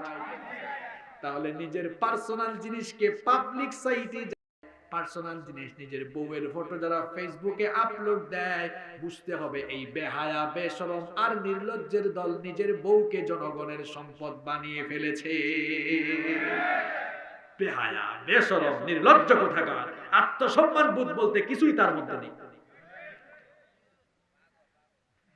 ঠিকই বলছে, আসলেন কেন? ঠিকই, এরা পাগল কে? আমার তো মনে হয় এগুলো মানুষের কোনো জাত না। কি আমি কি ভুল বলছি? পার্সোনালিটি আছে না, ব্যক্তিত্ব আছে। আবার শুনেন আরো কাঁচা কথা একটা মনে পড়ছে, বলবো। বউর ফটো ফেসবুকে আপলোড দিয়েছে, আপলোড দিলে সেখানে কমেন্ট করার অপশন আছে না? একজন এসে কমেন্ট করছে ওয়াও ভাবিকে হেভি লাগতেছে, আর একজন লিখতে জোশ লাগতেছে। বেশরম বেহায়া। কার জুস কে খায় দেখছেন? এই আমি কি এগুলা মজা দেওয়ার জন্য বলছি? শিক্ষণীয় কথা বলে যাচ্ছি। মিয়া আপনার লজ্জা করেন? আপনার বউ আপনি মানুষের দেখান, মানুষের হক আদায় করেন। বেহায়া কোথাকার, বেশরম, নির্লজ্জ, আত্মসম্মান বলতে তার মধ্যে কিছু নাই। এজন্য বলছে যেমন কুকুর তেমন মুগুর দরকার। এগুলারে কোরআন হাদিস দিয়ে আর বুঝাইলে হবে না, এগুলারে এমনি বুঝাইতে হবে। এই যে বলছে একজন পাগলা, ঠিকই বলছে, পাগলা না, আমি তো বলছি মানুষের কোনো জাত নাই, এর আত্মসম্মান বোধ নাই। নিজের বউ নিজের মানুষের না, নিজের বউরে নিজে দেখেন। আবার কিছু আপুরা আছে একদম সেজে গুজে তারপরে ঘর থেকে বাইর হয়। আচ্ছা বলেন তো, যেই মহিলা সাজগুজ করে ঘর থেকে বের হয়, বুঝতে হবে মহিলার মনে এই চিন্তা জেগেছে পুরুষকে আকর্ষণ করার জন্যই সাজগুজ করেছে। এত সাজগুজের কারণ কি? সাজগুজ করতে মন চায় একদম রাজরানী হয়ে হাজবেন্ডের সামনে থাকে। মনে রাখতে হবে আমার বোনেরা, আপনার সৌন্দর্য সব অনলি ফর ইউর হাজবেন্ড, আপনার স্বামীর জন্য, ঠিক কি না? এতক্ষণে আপনারা খুব টালে আসছেন যে হুজুর একদম জায়গা মতো দিচ্ছেন। তো খালি আমার মা বোনদেরকে সতর্ক হলে চলবে নাকি? আপনাদেরও সতর্ক হওয়ার দরকার আছে না নাই? আমার যুবক ভাইরা রাস্তায় বের হলে এতিমার মিসকিনের মতো এইদিক ওদিক তাকাও কেন? নিজের চরিত্রটাকে ঠিক করতে হবে। এই চক্ষুটাকে পরনারীর দিকে দেওয়া যাবে না। আদেশটা কার? কুল্লিল মুমিনিনা ইয়াগুদ্দু মিন আবসারিহিম। আল্লাহ বলছেন নবী কো মুমিন পুরুষদেরকে বলে এরা যেন তাদের চক্ষুকে পরনারী থেকে নিম্নগামী করে রাখে। আল্লাহু আকবার। চরিত্র গঠন করতে হবে ইউসুফ আলাইহিস সালামের মতো। যুবক ভাইরা শুনো, বিয়ের সামর্থ্য থাকলে বিয়ে করে ফেলো, সামর্থ্য না থাকলে রোজা রাখো, আর নিজের চরিত্রটা গঠন করো। কোনো মেয়ের দিকে তাকায়ও না, মেয়েদেরকে রাস্তায় নির্বিঘ্নে চলতে দাও, ইফটিজিং করো না, ডিস্টার্ব করো না। মা বোনদেরকে সম্মান করতে শিখো, নিজের চরিত্রটাকে সুন্দর করো, নিজের চরিত্র হেফাজত করো। খবরদার জেনার সাগরে ডুব দিও না। ইউসুফ আলাইহিস সালামের মতো নিজের চরিত্র গঠন করো। ইউসুফ আলাইহিস সালাম যিনি ছিলেন এই দুনিয়ার সবচেয়ে সুন্দর সুপুরুষ, যাকে আল্লাহ তাআলা দুনিয়ার অর্ধেক সৌন্দর্য দান করেছেন, সুবহানাল্লাহ। যাকে দেখে মিশরের সুন্দরী রূপসী মেয়েরা রূপের মোহে পড়ে ফল কাটতে গিয়ে নিজেদের আঙ্গুলগুলো কেটে ফেলেছিল। আল্লাহু আকবার। যে ঘরে থাকতেন সেই ঘরের মহিলা জুলাইখা ইউসুফ আলাইহিস সালামকে দেখে তার রূপে মুগ্ধ হয়ে পাগল পারা হয়ে গেল। একদিন নির্জনে তার দাসের মাধ্যমে একেবারে বেডরুমে আমন্ত্রণ জানিয়ে কুপ্রস্তাব দিল। ইউসুফ আলাইহিস সালাম তখন আল্লাহকে ভয় করে আল্লাহর নাম নিয়ে তালাবদ্ধ দরজার দিকে যখন দৌড় দিলেন, আল্লাহ খুশি হয়ে সবগুলো দরজা তার জন্য খুলে দিলেন। আমার যুবক ভাইরা, এইরকম চরিত্র গঠন করো। বিয়ের আগে কোনো হারাম সম্পর্কে জড়ানো যাবে না। নিজের লজ্জাস্থানের হেফাজত করতে হবে। নবীজি বলেছেন, বুখারীর হাদিস, মান দামিনানি মান ইয়াকমান লি মা বাইনা লাহিয়াইহি ওয়া রিজলাইহি আকমানু লাহুল জান্নাহ। নবীজি বলেছেন, যেই ব্যক্তি তার মুখ এবং তার লজ্জাস্থানের হেফাজত করবে, যে ব্যক্তি জিনার সাগরে ডুব না দিয়ে নিজের লজ্জাস্থানের হেফাজত করবে, চরিত্রকে ঠিক রাখবে, লজ্জাস্থানকে যারা কন্ট্রোল করবে, নবীজি বলেছেন আমি নবী কাল কিয়ামতের দিন নিজেই তার জন্য জান্নাতের জিম্মাদার হয়ে যাব। আমার যুবকরা, যুবক ভাইরা, চরিত্র সুন্দর রাখা যাবে তো ইনশাআল্লাহ। যাদের সামর্থ্য আছে বিয়ে করে ফেলো, সামর্থ্য নাই রোজা রাখো আর বিয়ে করার চিন্তায় থাকো। খবরদার অনৈতিক কোনো কিছুতে জড়ানো যাবে। আমার বোনদেরকেও সেম কথা বলবো, আর আমার বোনদেরকে বলবো খালি টিকটক ভিডিও বানাইও না। তোমরা যারা স্কুলে কলেজে পড়ো এখন যে টিকটক বানাও দেখছি, হ্যাঁ, আমি বিশ্ববিদ্যালয় থেকে আমি পড়াশোনা শেষ করে ফেলেছি, 4-5 বছর হয়ে যাচ্ছে। টিকটক কি আমি বুঝিও না, আমার ফোনেও টিকটক নাই, আর তারা 6-7 পরে টিকটক আছে। ঠিক যে কইলেন, এই বোনগুলোর হাতে মোবাইলটা দিছে কে? ঘটনা তো আরেকটা মনে পড়ে গেছে, বলবো? আমি গিয়েছি চুলের কাটিং, একটা বলবো তো, বলতে দেন না একটু। এখন শোনেন, ঘটনা আরেকটা মনে পড়ছে, বলবো। মাহফিলে গিয়েছি, এক বাবাই কই, হুজুর আমার মেয়েটা খুব ব্রিলিয়ান্ট, দোয়া করবেন, জেএসসিতে A+ পেয়েছে, আইফোন গিফট করছি। আমি বললাম খুব ভালো করছেন, কিছুদিন পর আপনারে জামাই গিফট করবে। কি ভুল বলেছি? ইন্টারমিডিয়েট পাস করার আগ পর্যন্ত মেয়ে হোক ছেলে হোক এদের হাতে ফোন দিবেন না। তোমরা যারা এখানে আসছো ইন্টারমিডিয়েটে পড়ো, এখনো আজকে গিয়ে মা বাবার হাতে ফোন দিবা। তোমার ফোনের দরকার লাগলে আম্মু আব্বুকে বলবা, আম্মু আব্বু ফোনটা দাও, একটু স্যারকে ফোন করো, দিবেন। এত আগে ফোন কিসের জন্য? আবার অনেকে কয় হুজুর অনলাইন ক্লাস করায়, তো অনলাইন ক্লাস আপনি থাকেন না কেন? অনলাইন ক্লাস চলে, আপনি নিজের সামনে থাকেন, দেখেন ক্লাস করে না ফাইজলামি করে। এক মা মেয়ের হাতে ফোন দিয়া তারপরে ড্রয়িং রুমে এসে গেস্টদেরকে বলে আমার মেয়ে অনলাইনে ক্লাস করে। আরে বাপ রে বাপ, ওইদিকে মেয়ে দরজা বন্ধ করে জুম অ্যাপস কে মিনিমাইজ করে ইউটিউবে অশ্লীল ভিডিও দেখে। কি ভুল বলেছি আমি? ওই যে বলছি, গাছ লাগায় নাই বেকুব, ফলের আশা করে বসে আছে। এইরকম কিছু বেকুব মা বাপ আছে, সন্তানকে নজরদারি করে না, ঠিক মতো মানুষ করে না, সন্তানের কাছ থেকে খেদমতের আশা করে বসে আছে। এটা বেকুবি না? সন্তানকে আগে ঠিক করেন, ঠিক মতো লালন পালন করেন, দেখবেন সন্তান এমনি খেদমত করবে। পারবেন তো ইনশাআল্লাহ? আজকে অনেকগুলা বিষয়ে কথা হয়ে গেছে, তাই না? যত কথা বলেছি, আল্লাহ আমাদেরকে আমলের তৌফিক দাও। যুবক ভাইরা একটু চুলটা সুন্দর করে কাটিও। এখন চুল কাটে কেমনে জানেন? চুল দেখলে মনে হয় পাখির বাসা, ডানেও নাই, বামেও নাই, পিছনে নাই, এখানে শুধু আছে। দেখছেন দেখছেন এমন চুল? আপনারা মুরগির দেখছেন নি এখানে কি একটা থাকে, এটার নাম জানে কি? হ্যাঁ, বল। আমাদের সিলেটে বলে মুরগা চুট। তো যারা এরকম চুল রাখে আমি বলে মুরগা চুট চুল, এগুলা সব কোন জাতের চুল দেখছেন? চুল সুন্দর করে রাখবা। দেখছো আমাদের তো চুল আছে, কি অসুন্দর লাগে? স্মার্ট ভাবে ভদ্র ভাবে চুল রাখবা। আর টাকনোর উপরে প্যান্টটা পরবা, পারা যাবে? আল্লাহ তৌফিক দান করেন।